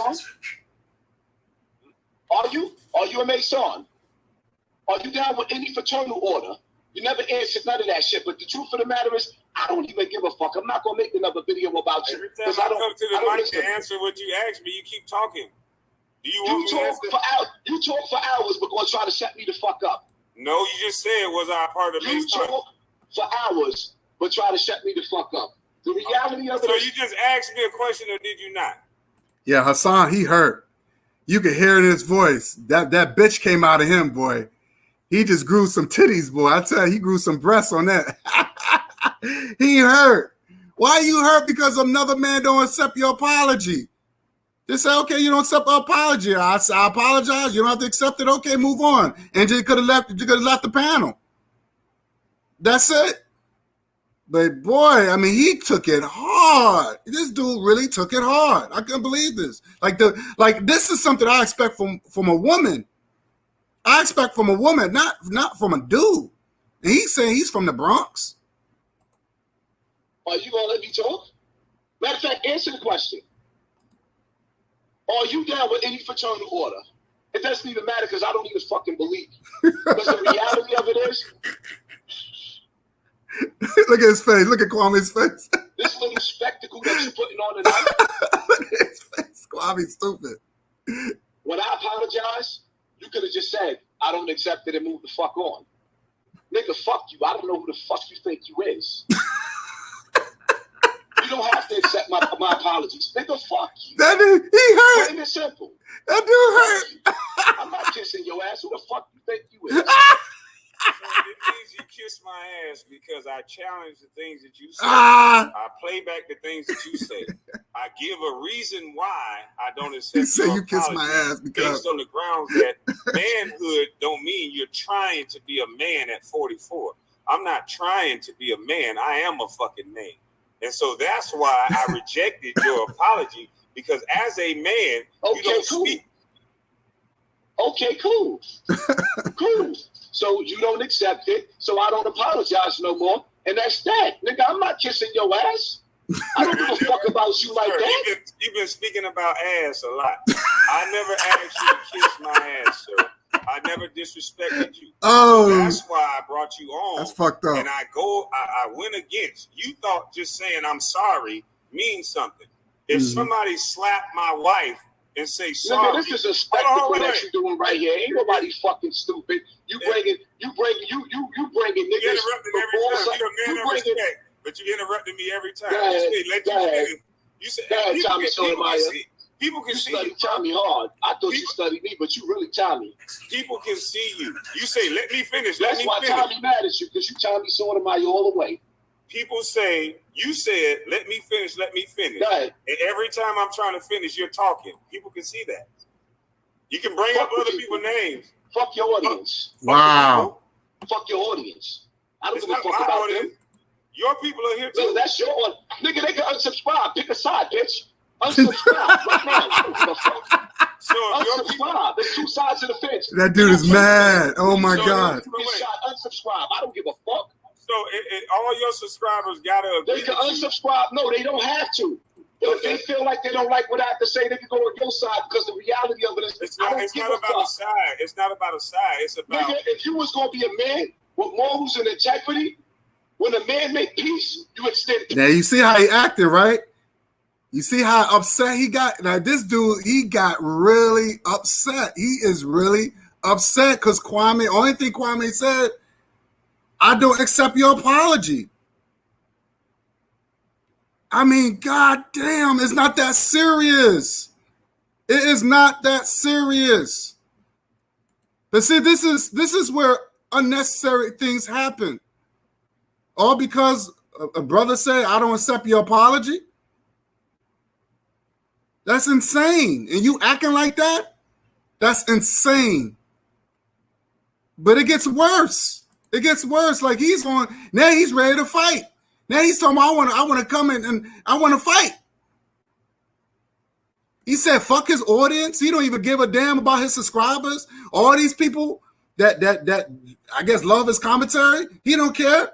Oh, fuck my audience. I don't care. They can unsubscribe to me.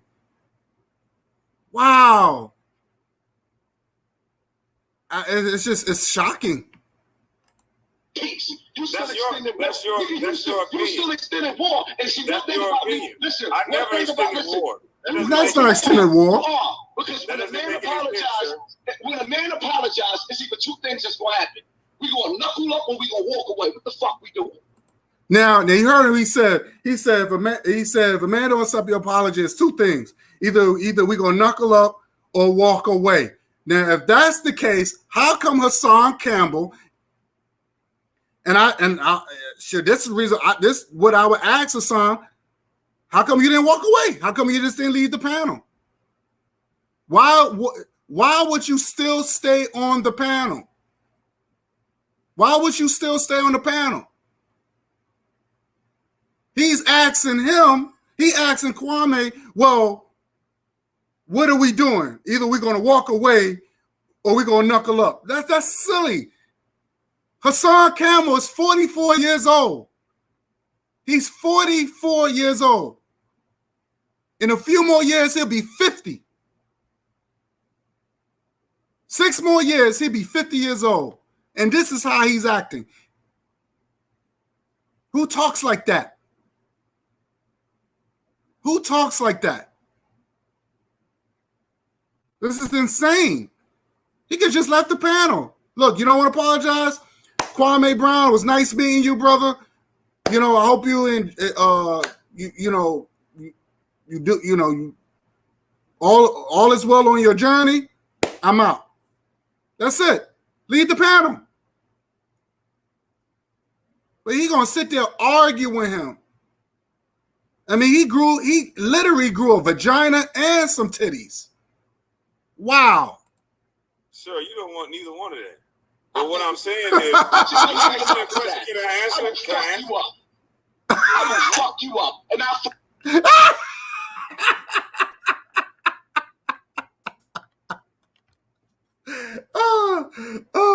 you know, it reminded me of that movie Tropical Thunder. It reminded me of that movie. Who saw that movie Tropical Thunder? With what's his name? Tom Cruise. And he was arguing with the I think it was the Vietnamese. And he was like, yo, we got retarded Jack. And then Tom Cruise, I forgot what he was playing. And he was like, oh, and I will do this and then he said, and I will fuck you up.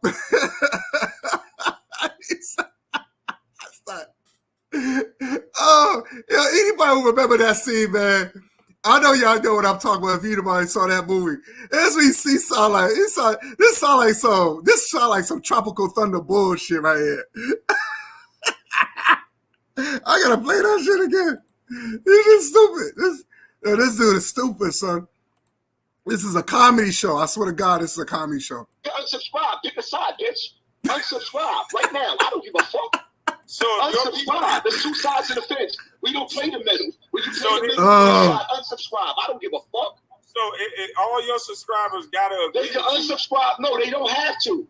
If they feel like they don't like what I have to say, they can go on your side because the reality of it is it's not about a side. It's not about a side. It's about nigga, if you was gonna be a man with morals and integrity, when a man make peace, you extend peace. You still extending war. You still extending war. And she Wait a minute. Let me read some of these comments real quick. Okay, let me see. Rerun. I don't watch Kwame and Hassan. I know these dudes are just as a distraction. I respect true wisdom, like Tim Black. Peace to Tim Black. I like Tim Black. Information Man. Shout out to Information Man. Shout out to my brother Information Man and God Nollywood. Thank you, Keith Winston. I thank you, brother. Thank you. Yeah, you're right. Underworld Darkness. It is crazy. It's crazy. You're right. Give me 1 second here. Oh shit, what happened here? What the hell happened here? Okay. Underrated doctors, you are absolutely right. Somebody in their feeling, that's right. You hear, right? You hear the bitch made in that dude, right? Or feelings, right? I only support real black independent media. Anything else is just a circus act for the buttermilk biscuits. Both of these dudes are hilarious to me. Yeah, it's funny. That's the reason why I'm playing it, because I had to laugh, man. This is crazy. He's not from NY. That's true. I don't. Yeah, he don't even sound like no New Yorker. Hassan Campbell. He can't represent New York. He ain't no New Yorker. Hassan crying. Yeah. He's definitely a crybaby, boy. He grew some titties in the vagina, boy. Now all we need is for Jim Kelleborn to come along and make these powder puffs kiss and make up. Hassan acting like a girl. That's true. That's true. That's real talk. He needs a rag. Boy, y'all going in on this, man. That's crazy. Oh, WWE type of bullshit. There you go. I bet these conversations wouldn't happen if they're. Well, that's true. Nah. They would never happen. Nah. All this is YouTube entertainment, man. They would meet face to face. They ain't gonna want to fight. An apology that is based on acceptance isn't an apology. An apology that is based on acceptance isn't an apology. That's true. Facts. Hassan had to act hard. Yeah.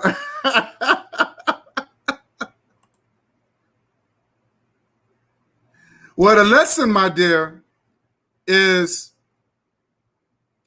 stand by your word. That's the lesson. And if you're going to apologize, be sincere about your apology. And if that person don't attack your apology, then you just leave. And learn how to end things on a good note. Learn. Now he could have just said, you know what? I at least I apologize, but if you don't want to accept my apology, that's good. I wish you well in your journey. And he could have just removed himself from the panel. Hassan Campbell did not do that, and as you can see, he has a pissy fit. He grew some breasts and a vagina. So there's a few lessons to be learned in this video. Another lesson I'm gonna add: if you're gonna talk about somebody, just like Keith and my other brother Rossetti said, do some background check before you decide to talk about somebody. Do a thorough background check before you talk about somebody in public. So there's a lot of lessons to be learned from this video. Okay? So that's my take on it. You might, some people who watch it might get something different out of it. Right, just leave. He could have just left the panel. I'm not gonna sit there, but I mean, it gets really bad. It gets really bad. I mean, he just going on and then it got to the point, oh, I'll fuck you up. I'm like, yo, really, dude? You gotta take it there?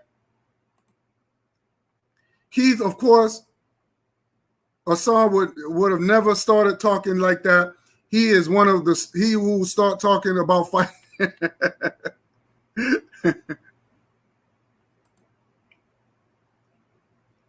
Yeah, I mean, do YouTube, right?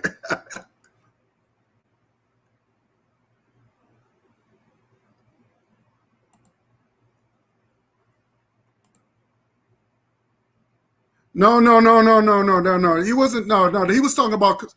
No, Queen. He was talking about Hassan Campbell. So Hassan Campbell should leave. He should have just left the panel. That's what he was talking about, Sister Raw. Yes, exactly. Stand by your words. Stand by your words. So yeah, I said what I said, and I'm gonna stand by it. Facts. Right, you remember that, right?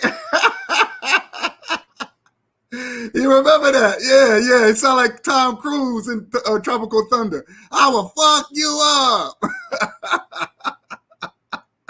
Let me play. I'm gonna finish playing this, man. This is too funny.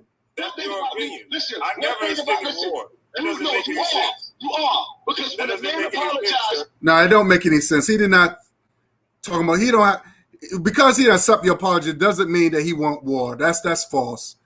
That's false. See, it's still some clown bullshit right there. When a man apologizes, it's either two things that's gonna happen. We gonna knuckle up or we gonna walk away. What the fuck we doing? Sir, you don't want neither one of that. But what I'm saying is, put your money where your mouth is at. Can I answer? I will fuck you up, and I'll fly to your property. When? Whenever you ready. Whenever you fucking ready. Nigga, you already fucked up. If we can't make peace, I don't want to argue. So what I'm going to tell you is, instead of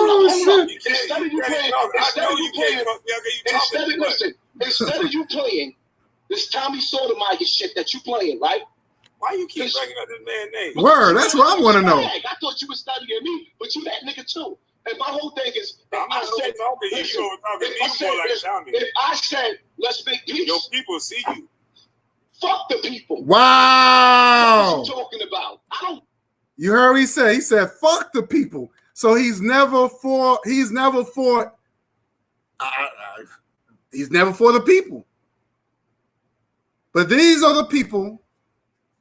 And I don't understand how when people support you and then you shit on them like that. He said, your people is watching you. He said, fuck the people. Fuck them. I don't care about them. They can unsubscribe to me. Now, if somebody says that to me and I'm not subscribed to this. I'm not subscribed to none of these idiots. But if somebody going to say some shit like that, I'm going to unsubscribe to them. You know what I'm saying? That's less funds in your pocket. I'm going to unsubscribe to you. This is how they really feel about the black community, or what? Well, first of all, there's no such thing as no black community. I would say use the word black neighborhood, but this is how they feels about the people that supported him, whoever these people are. It's wow. It's in your face. You can't make this up, y'all. You cannot make this up. Worship them. Fuck them. And nigga, fuck you too. If we can't make peace and you still want to talk, then let's fight. Wow. Let's set that up. Fuck all the bullshit. What I'm trying to ask you, playing mind games. Okay, cool. And either you're gonna accept the peace or you ain't. Fuck you. Wow. I'll accept the peace. All right, then eat a dick, then nigga. Let's fight. Wow. I'll get to the fight later. You don't gotta fight. Then fuck all that bullshit then. You don't gotta talk about that bullshit then. You don't gotta talk about. You trying to talk to a nigga like I'm some fucking chop. Can I talk now? Can I talk now? You saying all this?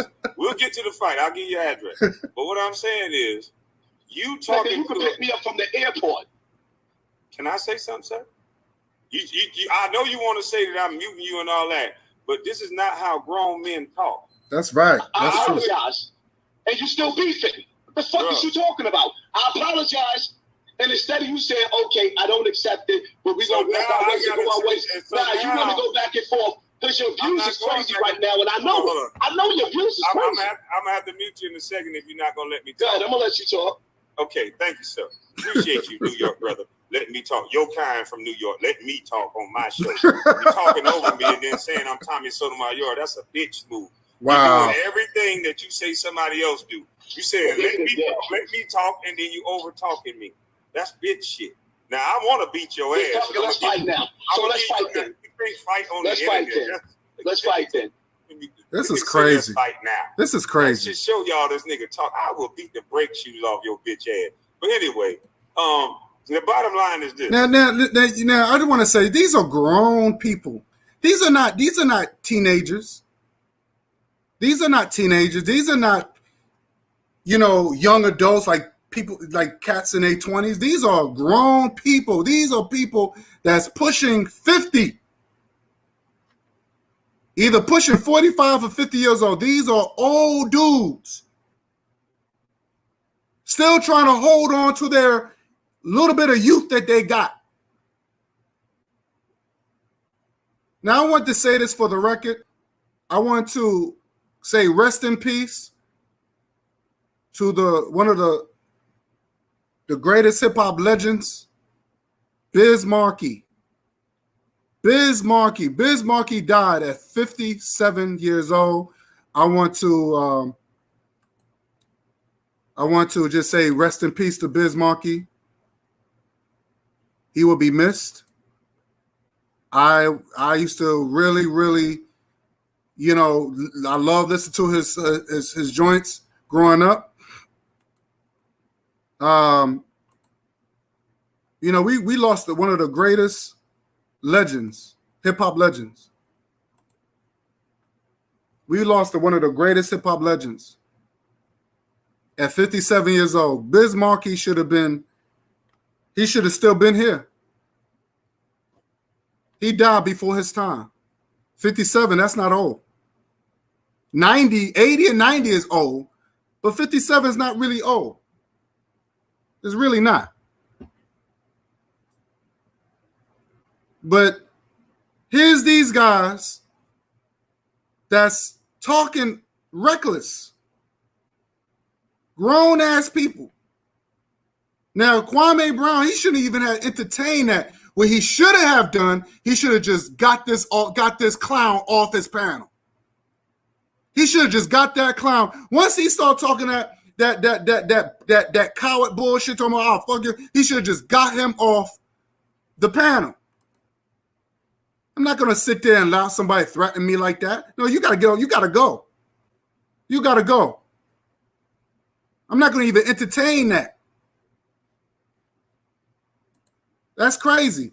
Only thing I gotta say, if you really want to see me, come see me. That's it. Come see me. You think you big and bad? Come see me. And just knock the dude off the panel. But he allowed this guy to talk like that on his show? That's crazy. That's insane. I said a reason why I don't respect what you're saying. And right now you're drunk, so you're tough.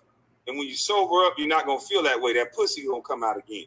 But at the end of the day, you talked about a man that never talked about you.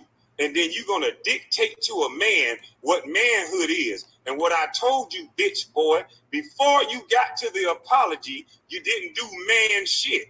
Because what a man do is he don't think and he don't speak on shit. He don't know what the fuck he talking about. Your bitch ass said a lot of shit. You don't know what you talking about. You said, I ain't been through nothing. My only struggle is this. My daddy did life.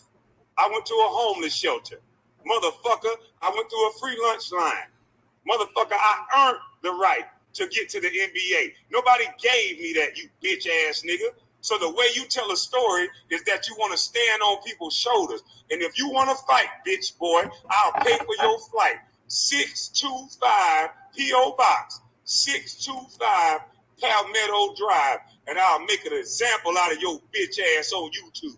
Don't bring no gun, don't bring no knife, and I'll break you, boy. I'll break you for real. Bitch ass niggas like you that talk to a nigga like me, when you meet me face to face, I will break you easy, boy. I promise you, I will pay for your flight tomorrow. Tell me where you want your flight at, and I'll pick you up, and I won't slap you until we get to 625 Palmetto Drive. I will pick you up tomorrow. Tell me. Now, right there, Hassan Campbell, he let this bitch dude, Hassan Campbell, get to him. Now Kwame Brown sound like Hassan Campbell. Now he getting his feelings. I'm not going to even you think I'm going to let Hassan Campbell, somebody who get punked in his own neighborhood. We just witnessed that. We just witnessed a dude saying he was pussy right on his camera. You think I'm going to let somebody get to me like that? Where I'm going to be like, yeah, I'll pay for your flight? You willing to lose everything to beat somebody's ass, a flight that you were willing to pay for? That's silly talk. That's silly talk. I'm not, if I was Kwame Brown, Kwame Brown is way bigger than this fat tub. Kwame Brown was an NBA player. Played with the best. He played with Michael Jordan. And do you honestly think I'm going to stoop down? If I was Kwame Brown, I'm going to stoop down to a fat ass YouTuber? Are you serious? Kwame Brown, you going to let somebody like that get to you? That's insane. This is the reason why I called the show Goofy. It's a goofy beef. I don't take none of these cornballs serious. I'm not. I just don't take these. I don't take none of these cornballs serious. Let me tell you something. Real street dudes don't get on YouTube threaten each other like that. Real YouTube, let me correct that. I'm sorry. Real street dudes don't get on no YouTube and threaten each other like that. That's not even where a street dude act. We don't do shit like that. That's how you know a pussy dude when you see one. Because only a pussy dude would sit there and say, I'm gonna do this. I'm gonna come where you live at. I'm gonna come all the way from where I'm at and go where you at. And then when you do give them your address, they don't ever show up. Trust me, I've been there. I had a B-Rab Negro going to tell him, oh, I'll come where you at. From Mississippi to NY. Gave the dude my address. Never showed up. Never showed up. Never showed up because I know he was a sucker. Coward. He ain't from the streets. He ain't built like me. He's a YouTuber just like these two clowns, these goofy dudes that you see on here. They want to act hard on YouTube, on this social media thuggers. I'm not built like that. I don't give a damn about that. Real beef is not on some YouTube shit. So Kwame Brown was very surprised at this dude for him to allow this guy to get to him like that. I'd have been like, yo, dude, I'm bigger than you. I got more money than you. Hell, I will pay for your dreams, dude. That house, I could buy your house. I'll buy everything that you got. Hell, Kwame would really want to get gangster.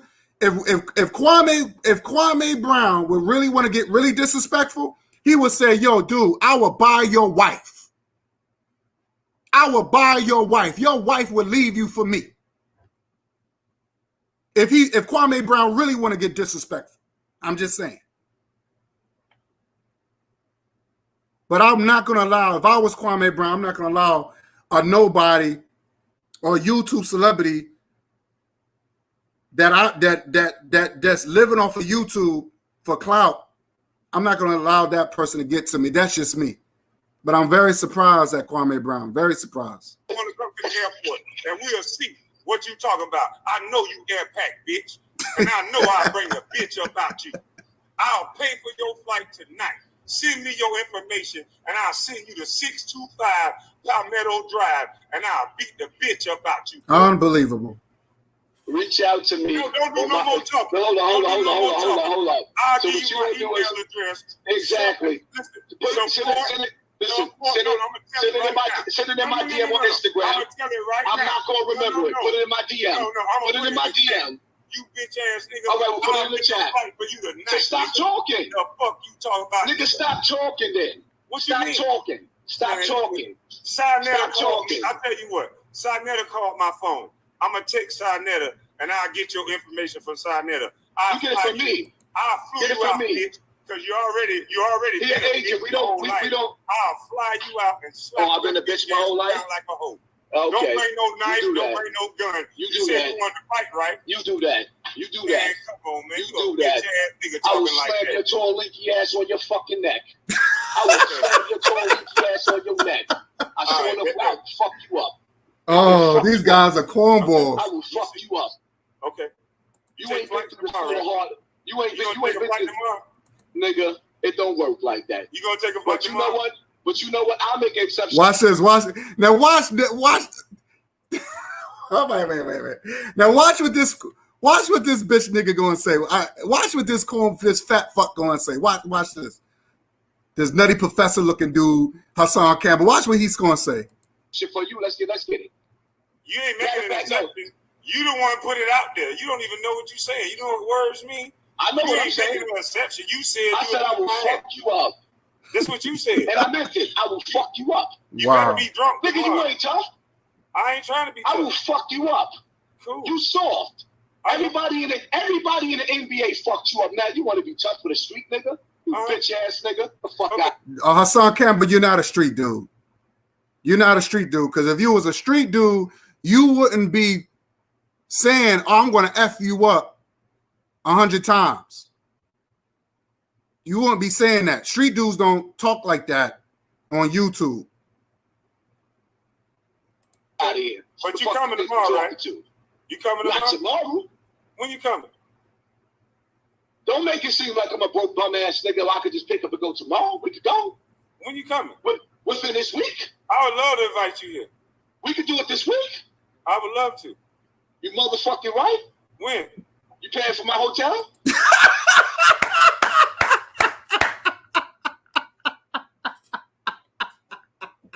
Yo, you heard this dude? Oh my God. You paying for my hotel? Wait a minute, Hassan, I thought you wasn't broke. Why would you want to, wait a minute. You want a man that you're going to fight, that you said that you're going to F him up, but you want that same man to pay for your hotel. Unbelievable. I want people to hear what this is reason why I named this a goofy beef. A goofy beef. He did all this threatening. I will slam you on your linking neck. I'm going to F you up. At the same time, he wants the same dude to pay for his hotel. I got to replay that again. Let me play that again. I want you to hear this groupism. See, a lot of these hood dudes, these so-called hood dudes, they groupies. That's a groupie talk, just like he said. That's a groupie talk. You think I'm going to sit there and say, oh, you're going to pay for my hotel? Real men stand on his own. This is what I'm saying. Where's the manhood? Now, I expect a woman would say some shit like that. Hey, you're going to pay for my hotel if I come out there and see you? And I meant it. I will fuck you up. You better be drunk. Nigga, you ain't tough.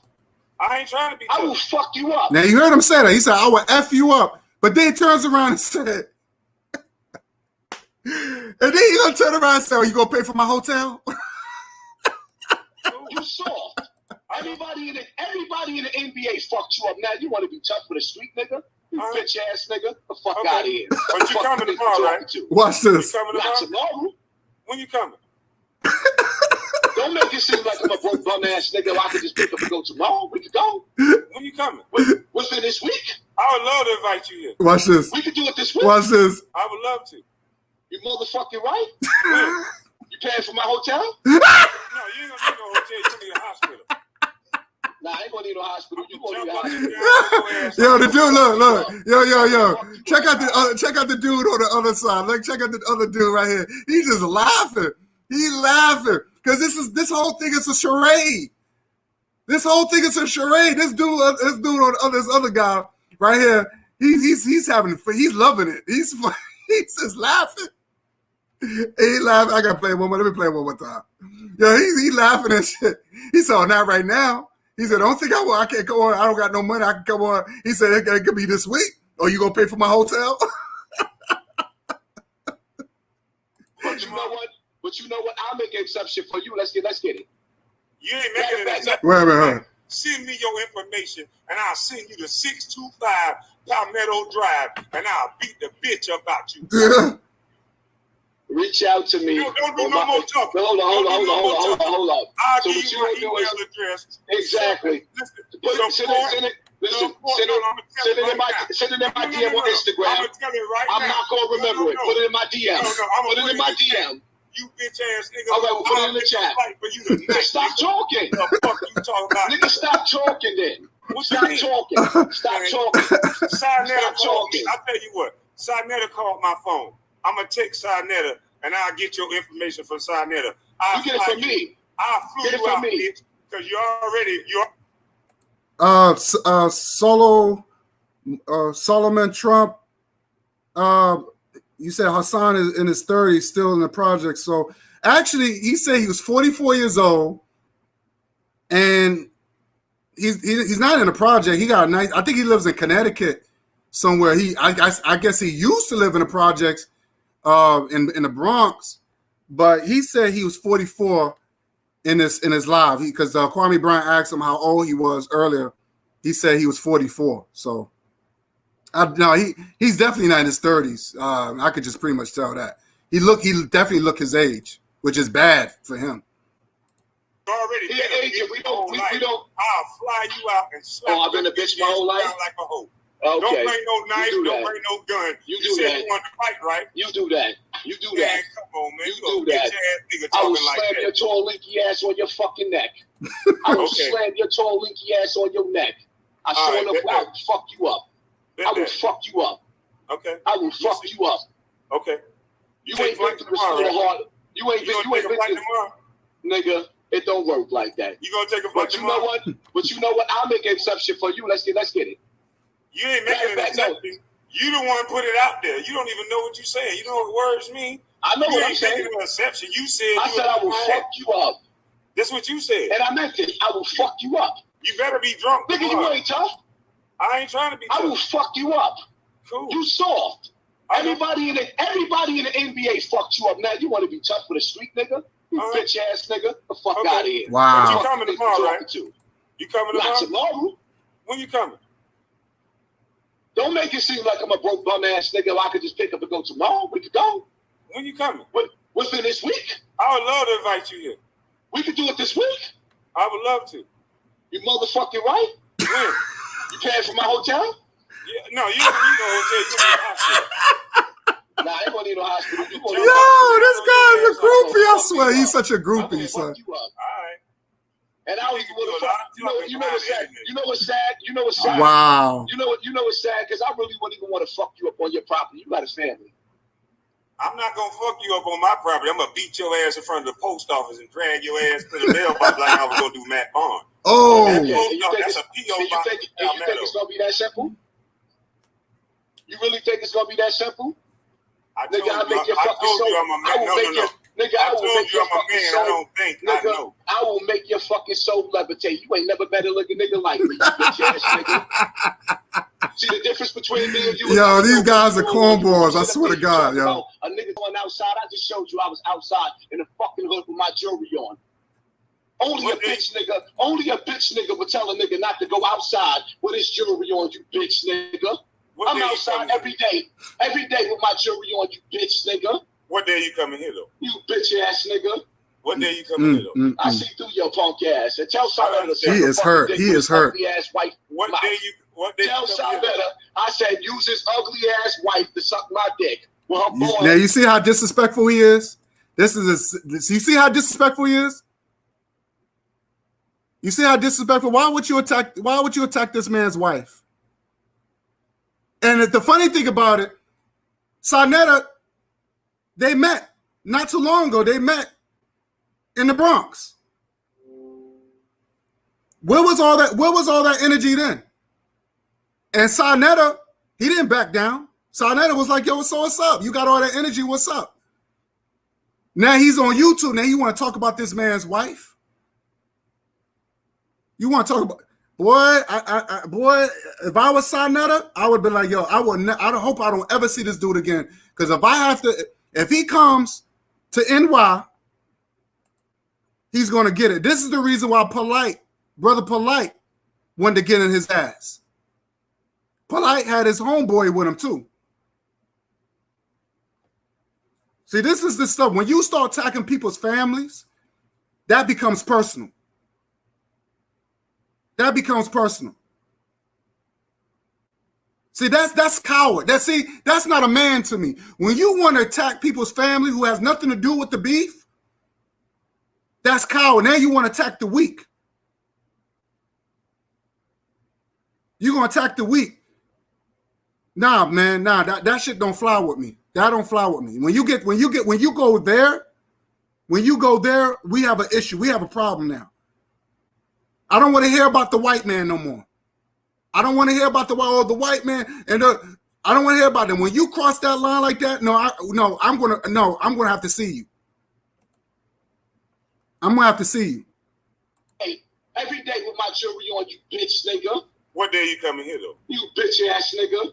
What day you coming here though? I see through your punk ass. And tell Savetta to suck a fucking dick with his ugly ass wife. What day you tell Savetta I said use his ugly ass wife to suck my dick. Wow. Bald-headed ass. Wow. Tell him I hope he can get over the fucking age here because everybody know that he burnt this fucking wife. I don't even want to talk about you no more. Tell Savetta because it seems like every time you turn around, see, that's the real agent. That's the nigga I should be beefing with.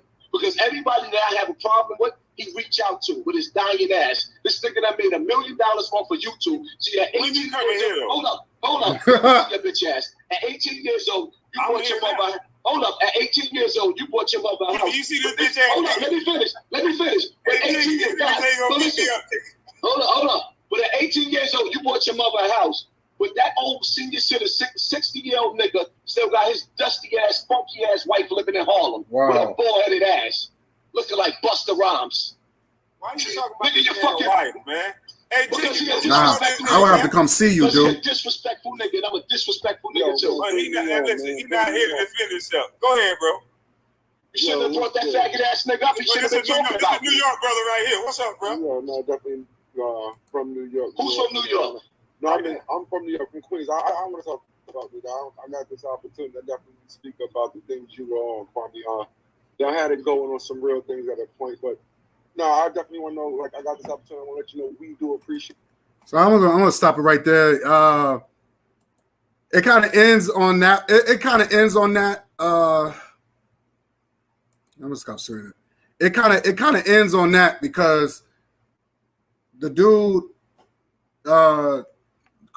He let the other brother talk, and then Hassan Campbell just got off the panel, which he should have, because the guy said, even when the guy said, he said, I don't even know why he's still on the panel. The other guy from New York, he said, I don't even understand why he's on the panel. So that's when, and Hassan couldn't talk because Kwame Brown muted his mic. It shouldn't even got to that point. Kwame Brown should have just got him off. Should have removed him off the panel. And I'm very surprised that shouldn't even went that far like that. Let me read some of your comments real quick. Let me see. Let me go back. Let me read some of your comments. If Kwame wasn't real, he would have done something to talk. Okay. He said, Keith Woodson said, if Kwame was real, he would have do all that talking. He just sent somebody to serve Hassan from his neighborhood. Both of these dudes are actors with a script. Facts. Yeah, a lot of these guys, they just, they very degenerate, man. It wasn't even. That's very childish. These are grown dudes, childish, man. Has nothing to do with the issue. What they should have been talking about. They didn't even want to talk about, all because Hassan Campbell didn't like that. The fact that Kwame didn't accept his apology, all that it was unnecessary. Hassan is a coward. He talks way too much. That's true. Facts. Keith, what are you talking about? Kwame never said he was a gangster. But I would say this. Kwame Brown did talk like he was a gangster. Talking about, gave him the post office address and all that. Talking about, I'll pay for your flight. Now, my whole thing is this. I wouldn't, if I was Kwame Brown, I wouldn't even entertain that. Kwame Brown is way bigger than Hassan Campbell. I wouldn't even entertain him. I'd be like, yo, dude, I'm not going to entertain him. You could just get the hell off my panel. And he should have just removed him. He didn't have to say he was against it, but he did talk like he was. The way he was talking, I'll pay for your flight and I'll fuck your bitch ass up, all that. Come on. That was unnecessary. That was unnecessary. Unnecessary. Hassan is 30s. No, all right, I think I'll address that. Kwame did him like a man, like men. Kwame did him like men. I don't know what y'all see. The whole point was to expose Hassan and for views and for money, period. It was to expose what y'all see. The whole point was to expose Hassan. I don't know. Let me see. Hassan is 44.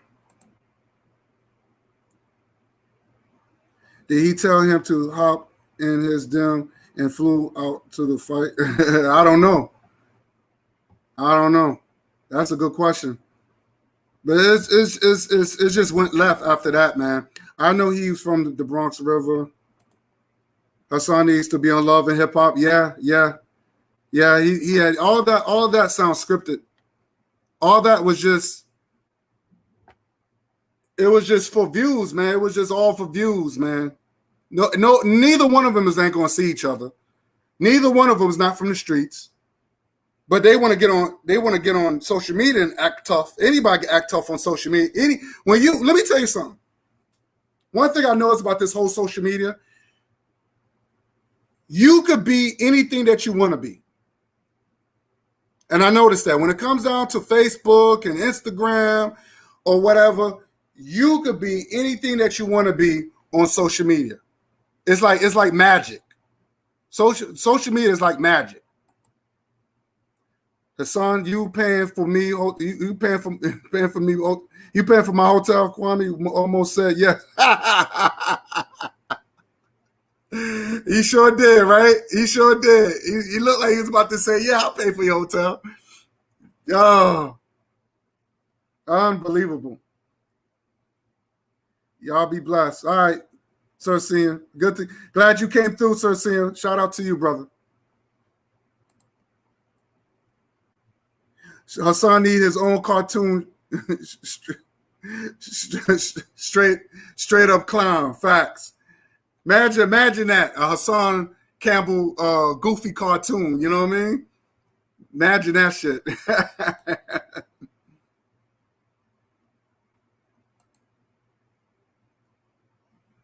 Hassan needs to deal with Bambaataa.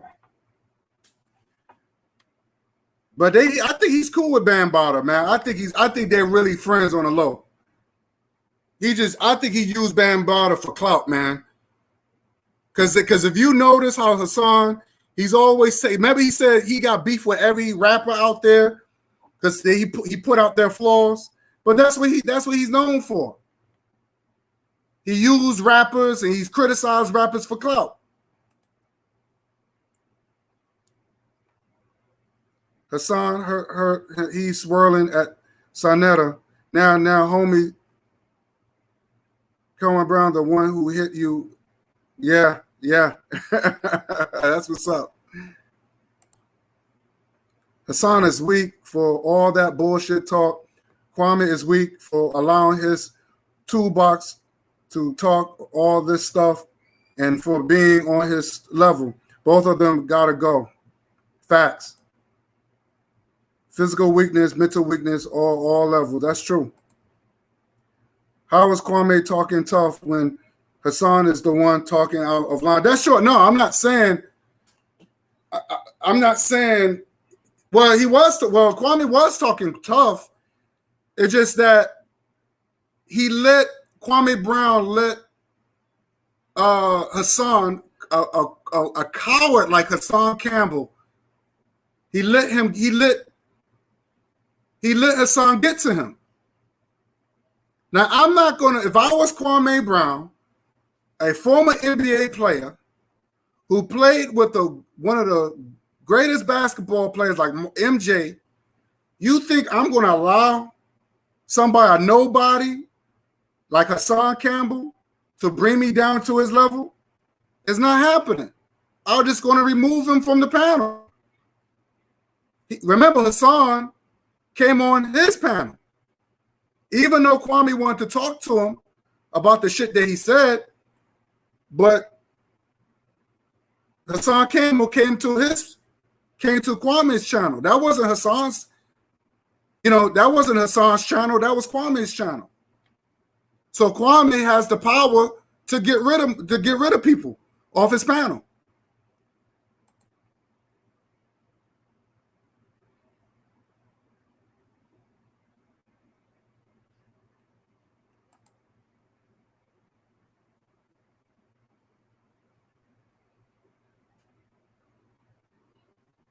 Let me tell you something. Hassan Campbell stay getting exposed. That dude stay getting exposed. He ain't no real cat. And I don't like how fake dudes try to rep cities like New York or California. There's always some cornball dudes who haven't really done nothing. He said he been in prison. What you been in prison for? Stealing an old lady's pocketbook, a purse? Stealing some old lady pocketbook or purse? What do you went to prison for? He said, I robbed because I robbed somebody. This is what he said. This is what I know he's not a man. He said he had to rob people so he could pay his child support. Let me repeat that again. He said he had to rob people to pay for child support, children that he brought into this world. So you got to rob the next man, or you got to rob your own, so you got to pay child support, children that you decide to bring in this world. So this is some bitch shit that I don't like.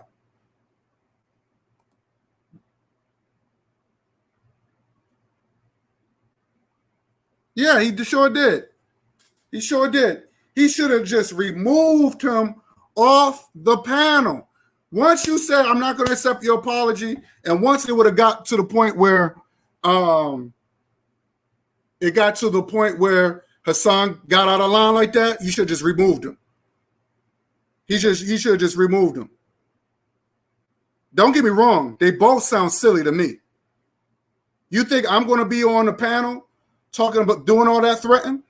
Trust me, I've been in that situation like that. I never got on anybody's panel and said, I'm going to do this I'm not going to do that. The last dude that came out his mouth talking that craziness, I said, look, you know what I said? I said, say no more, you do what you got to do. Say no more, you do what you got to do. And when I see you, then we'll deal with it from there.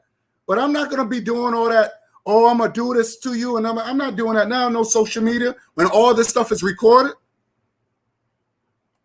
All this stuff go recorded, all this stuff go right to the damn FBI and CIA and all that. I'm not going to do all that threatening. That's crazy. That's insane. Both of these dudes got exposed. Let's be honest. Mental weakness and physical weakness all in the video, but nothing important to uplift the black culture. Thank you. Facts. They did all that and no uplifting. Just imagine that they could have been talking about some real shit, some real deep conversation. And it's just some Tommy Sotomayor nonsense. And I'm gonna be honest with you, Kwame Brown looked real stupid with that damn cowboy hat on. I don't know what he was trying to be. I don't know. It just looked, Tommy Sotomayor. I remember Tommy Sotomayor was doing some cowboy, I don't know, with all this Freddy Krueger cowboy hat type of shit. I don't know what he got on his head. He looks stupid. He looks dumb. I don't know what he's trying to do with that. But I just had to do my commentary on this, man. I just thought this shit was hilarious. I just wanted to do something fun. But at the same time, I wanted to just bring some awareness that you have a lot of these guys that got these great platforms, and they just do a lot of goofy madness on it. A lot of goofy. And you got people like me who's genuine. You got Brother Bakari. You got people like Rossetti, Keith. You know what I'm saying? Y'all, you know, a lot of Solomon Trump, you know, Sir Senior, you got a lot of these people, a lot of y'all, the underrated darkness. We are very genuine people, and we try to bring awareness to our people, to, you know what I'm saying? But you got a lot of these guys who got these big, huge platforms, and this is the silly shit that they do, and people would still follow them. People would still follow all this goofy trolling, all this slander, all this threatening, and YouTube have no problem allowing this to happen. Let me tell you something. I'm going to say this before I go. I stopped doing YouTube videos for almost damn near 10 years. You know why? Because every time I put out a video, and I don't even be cursing on there, but because it was so real, YouTube decide to take it down. I had people take shots at me. Every time that I would come back, YouTube would take it down. But their videos would still be up. So I said, you know what, fuck that. So I just started putting concert videos on it. I didn't start getting back on YouTube until what? I believe in late 2017, if I'm not mistaken. So I didn't want to, and this is way before that YouTube extended the videos, because you only had like at least in order to do a video you had like you're supposed to do it under 10 minutes. So I'm glad that YouTube finally let people to extend their video time. But that's the reason why I stopped doing videos, and I didn't give a shit. I didn't care. So I'm glad that YouTube gave us some sort of leeway, but now it just got out of control. It just really got out of control, where now it's a lot of threatening, a lot of slander, and a lot of defamation. And this is what YouTube allow, and as long as it's done to black people, YouTube is not going to do nothing about it. I noticed that.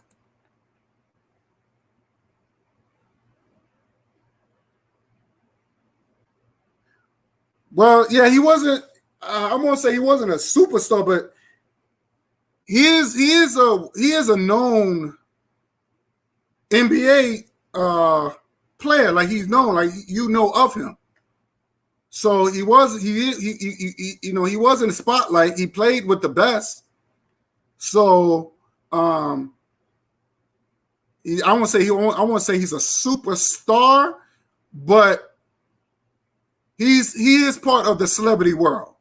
I'm just saying, for me, because anytime when you get into the NBA and you connect yourself with great players, you get into the celebrity status. So I don't know if anybody got a Kwame Brown NBA card. I don't know. So it might be worth a lot of money. Who knows? I don't know. But I won't say he's a superstar, but I would put him in a celebrity box. That's just me. That's how I look at it. But I just want to say my commentary on here. I hope y'all enjoyed this video. I thought it was funny. It was funny. I just had to talk about it, just put my 2 cents in it. But I'm glad that everybody tuned in. Give a couple of shout outs real quick.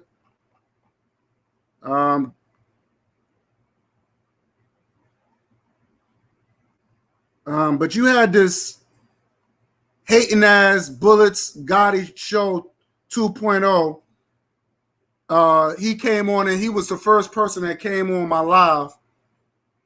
And the first thing he said was, let me see if I can screen share it.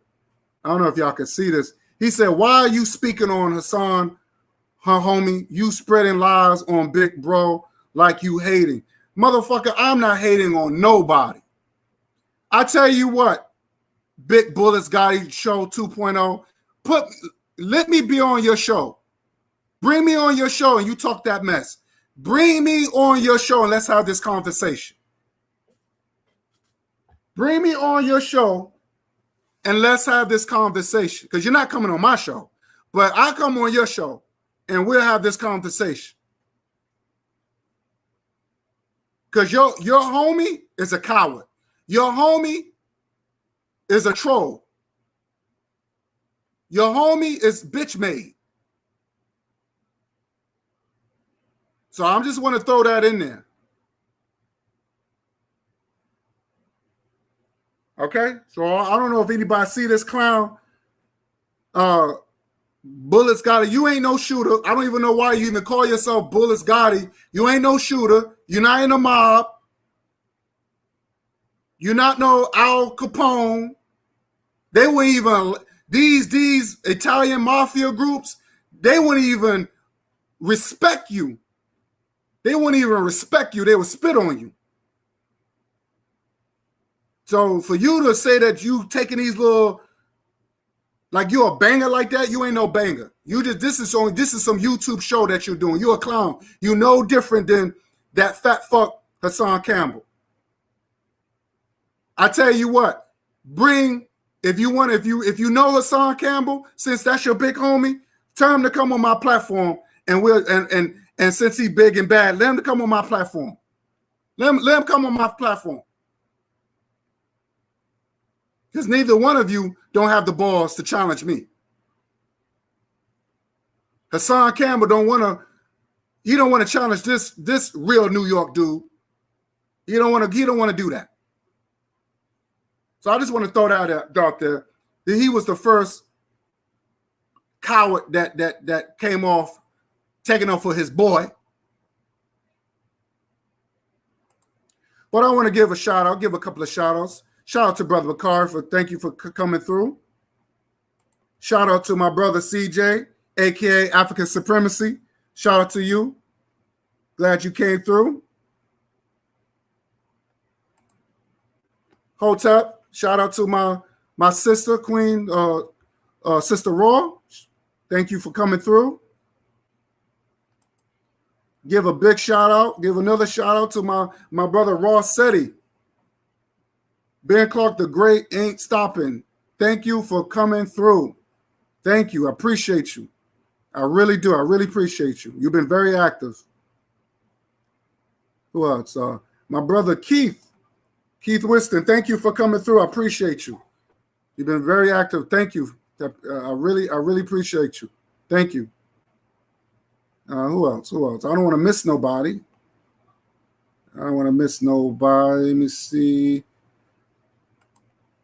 Underrated. Darkness. Shout out to you, big homie. Thank you. All right. We got to do a live, man. I know if you're not doing nothing, if you're going to do a live tomorrow, whatever, just send me an email. All right. If you are doing a live, let me know. I definitely will come through. I would definitely want to come and support. Let me see. Who else? I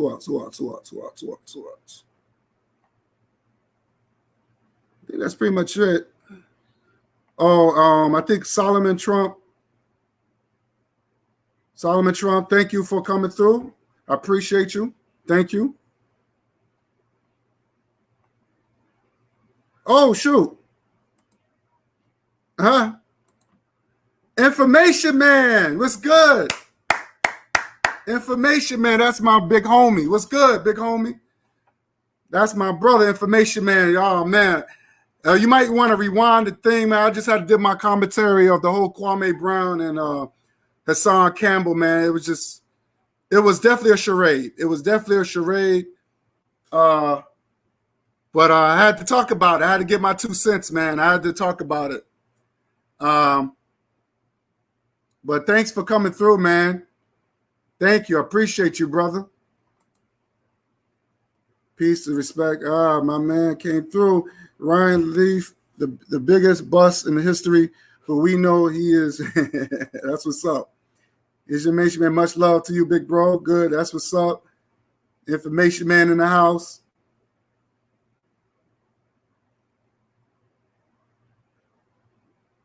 Polite is a punk too. Okay, I agree. I agree with that. I agree with that. Oh yeah. Trust me, bro. Yeah, you know. Trust me. Trust me. Sometimes you got to use their energy to build yourself up. But I'm not gonna. I don't like to talk about things like this. But sometimes I just want to show the people how we should not act. You know what I mean? It doesn't pay to get on it. And these are big people with large amount of subscribers. Just think about that. Just think about what you can do with the resources that you have, the resource that you're blessed with, and you use it to do fuckery shit, to do coonery shit. And this is what they do. They're using their platform. They're using their platform to do fuckery stuff. I call it the butter biscuit thing. And this is some butter biscuit stuff that they're doing. But yeah, I'm not gonna waste my. I agree with you, Keith. I'm not gonna waste my energy on these cornballs. But sometimes you just have to. You gotta make them real small a little bit. You gotta make people like Hassan Campbell and these clowns small, man. You got because these guys. Remember, I'm going against giants.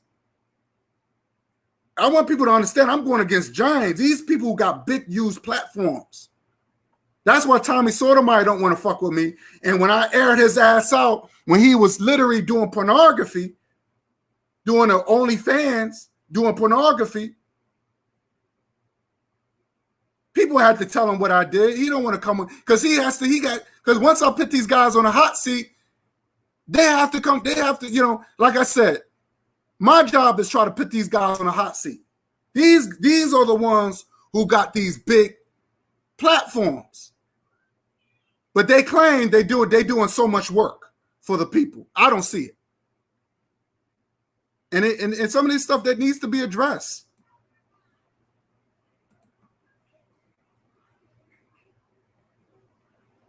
Oh, Bullet thought he got his pockets checked by some white boys on you. Oh, word? Oh, you got to see me that link, son. Oh, I got to see that. I got to see that, son. Oh, word? Oh, see, this is oh man, that's bad. That's bad. That remind me of the B rap that I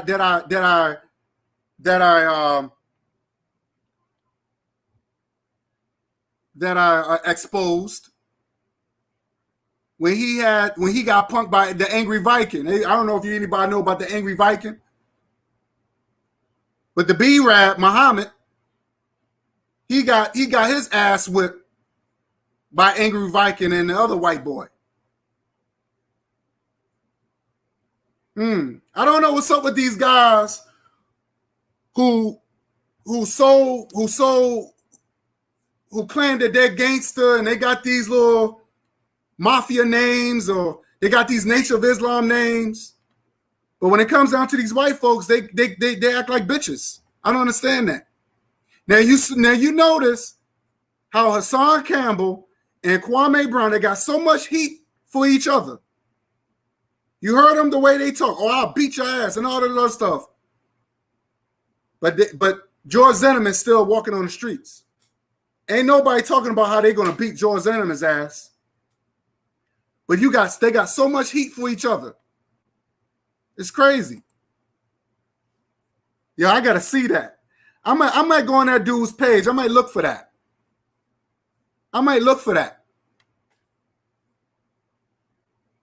And if I find it, I'm going to share that. Yeah, information, man. We got to collab, brother. I'm gonna try to work with Information Man. We gotta collab. I say we gotta get the family together. Yeah, Keith, I agree with you. We got to do another collaboration. I agree with you. I missed that. Information Man. You know what? Don't worry.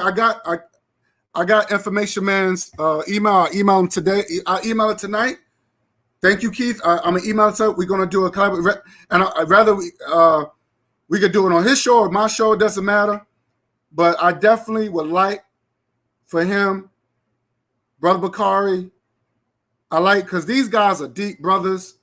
Keith, if you want to come on, because we want to start a brotherhood where to show what real men, the real African man is really about. We want to bring that African consciousness back, and not just for ourselves, for our babies. So, because we're in a psychological war. This is not only a physical war, but this is a psychological war that we're into. But I definitely agree with you. I would definitely I'm gonna email him so we can do another show together. You all right?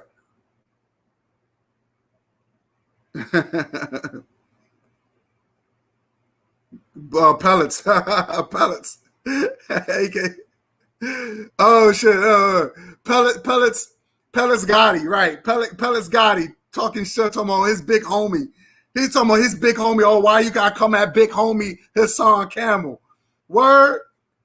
I tell you what, bring yo. I tell Hassan Campbell that he's pussy. I tell him he's pussy. I tell him in his face. I'm not on no YouTube shit. I tell him in his face. And I knocked that camera out of his hand. You ain't gonna record me. Because if I was that dude, I would have slapped that phone right out of his hand. You ain't gonna do me like that. I'll make you want to fight me. But see, I'm not gonna be on that YouTube stuff.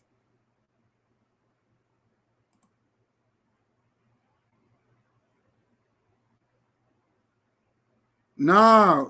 You don't know Wax? You don't know Wax Dog? He put out the nah.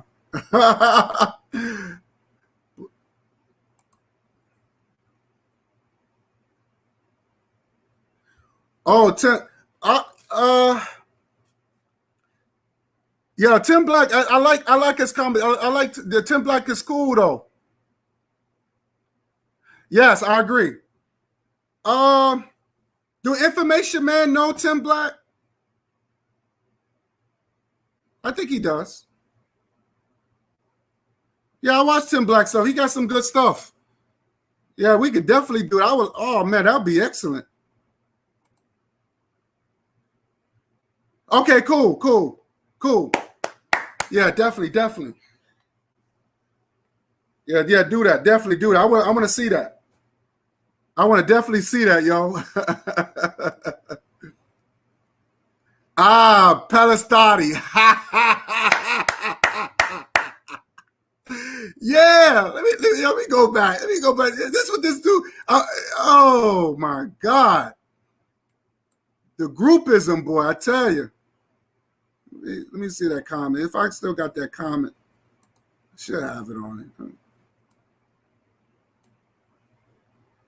Damn, what happened to that shit?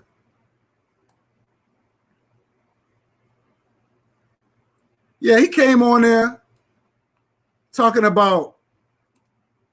He came on butt hurt talking about why did I put his man out there like that? Why are you talking about my boy like that?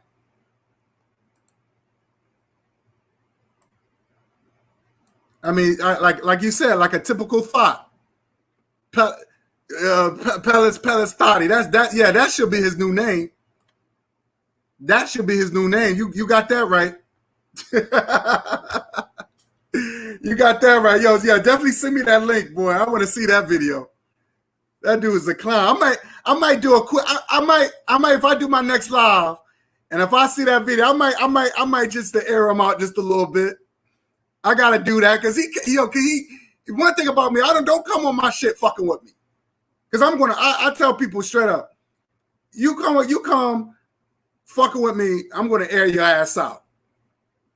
Now I didn't know nothing about this dude, and he gonna come up because he saw my live stream, and he's gonna say, "Oh, why you gotta mess with my big homie like that? Your big homie is a straight pussy."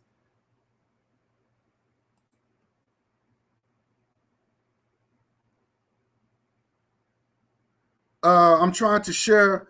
No, just put it in the comment section after the video. Gotta get his pocket check. Oh, what? Oh, I gotta see that. This is the same dude that came on my.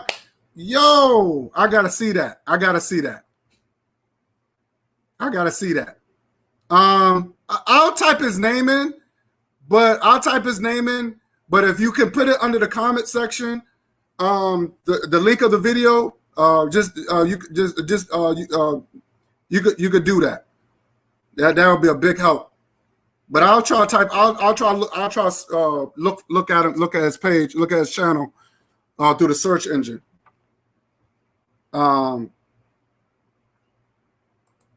Cool. So with that said, family, I want to thank every last one of y'all for watching. I appreciate every last one of y'all. I got some premieres coming up. Just check out my premieres. The last premiere that I had was a Hassan Campbell. I thought that shit was funny. When Hassan Campbell was dating Derek C. Williams, I had to put that back up. That shit was so funny.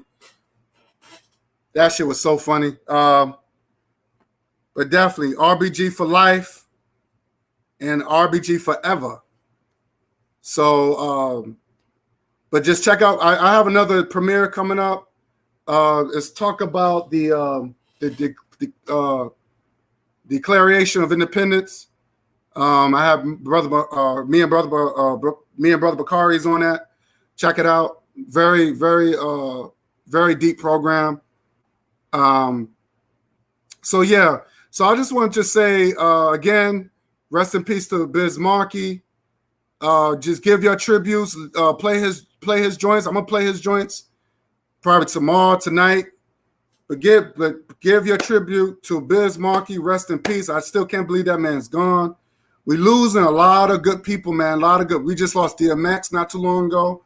Now we lost Shock G.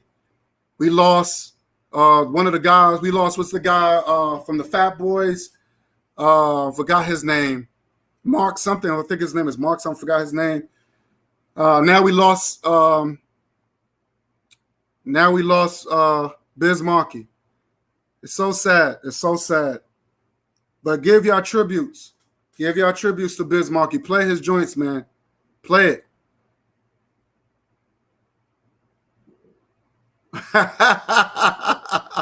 Or you know what I might do? What I want to do, I might play the Coon song. I'm gonna end it with the Coon song. I want to do this. Let me do this. Give me a second. I want to play the Coon song because I never played the Coon song.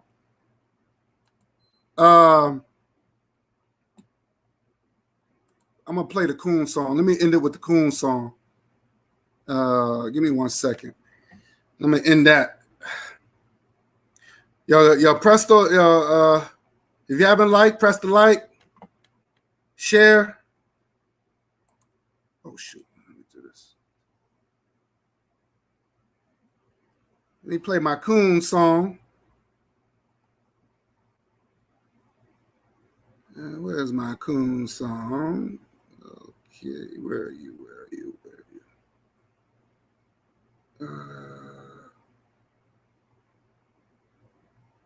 Oh shoot! Oh, here we go.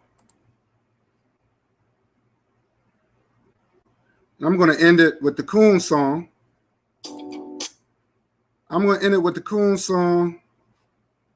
Let me pick these jackass up.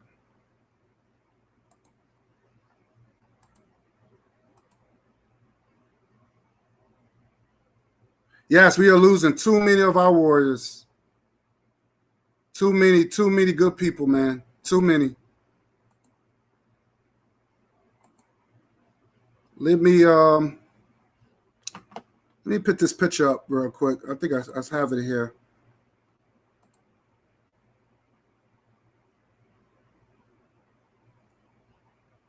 Let me see.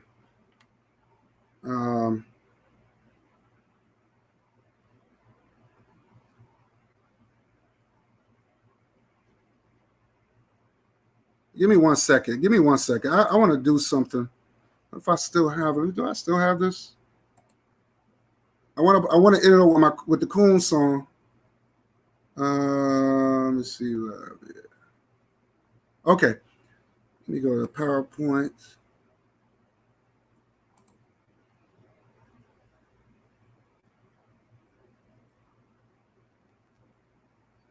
Let me see this real quick. I should have did this long time ago. And I didn't even play the Coon song when I talked about Lil Nas X and that other dude.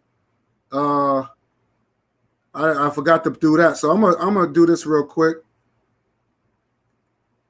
And I'm gonna put these two photos up, and I'm gonna end it with the Coon song because it needs to be played.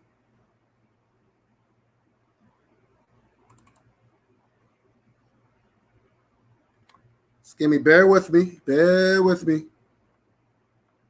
Okay, and let me do this real quick.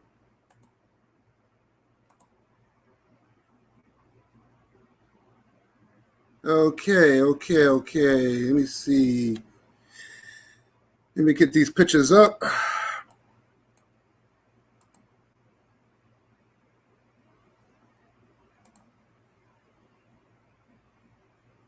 And let me see this one.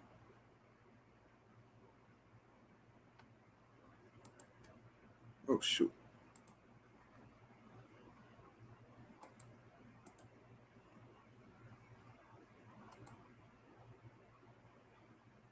Okay, let me get this picture out real quick. All right, give me 1 second. I'm almost done. So I got to end it up with the Coon song.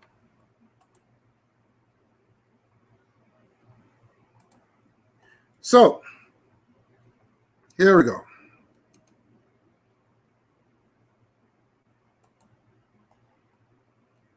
Here we go.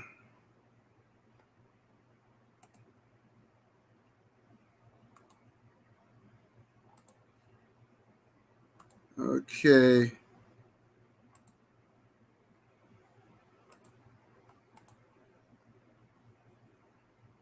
All right.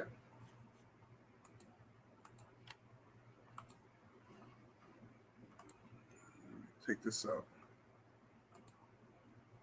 All right, here we go. Let me put this up.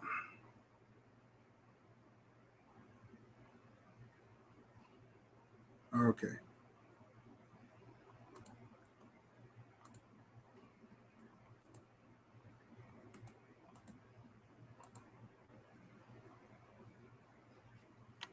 All right, guys. I'm about to play the Coon song. Y'all have a good night. Stay cool, because it's like 100 degrees up here in New York. You know what I'm saying? So I want to thank every last one of y'all. Y'all the best.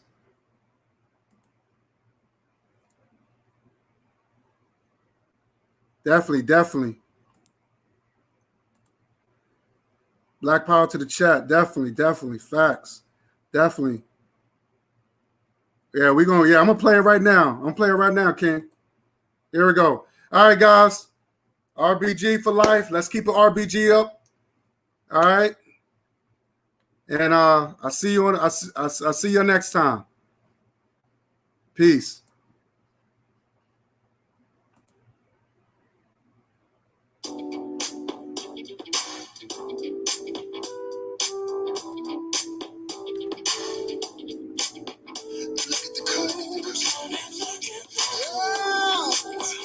Look at the coon, always coming for you.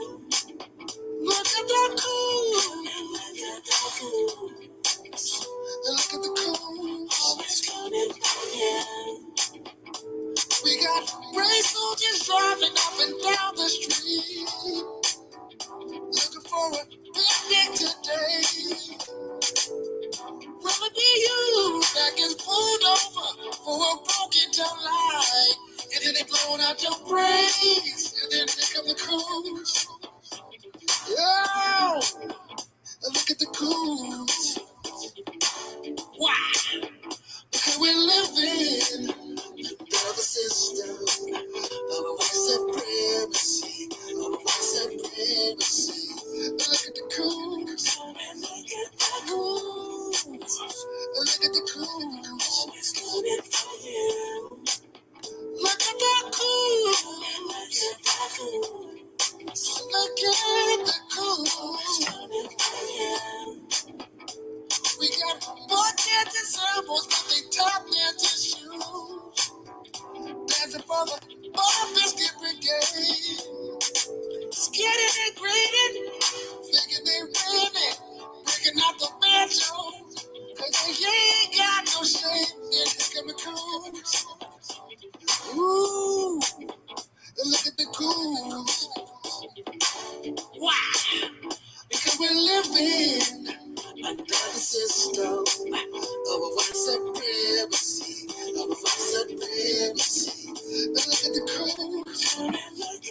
Ooh, look at the coons. Always coming for you.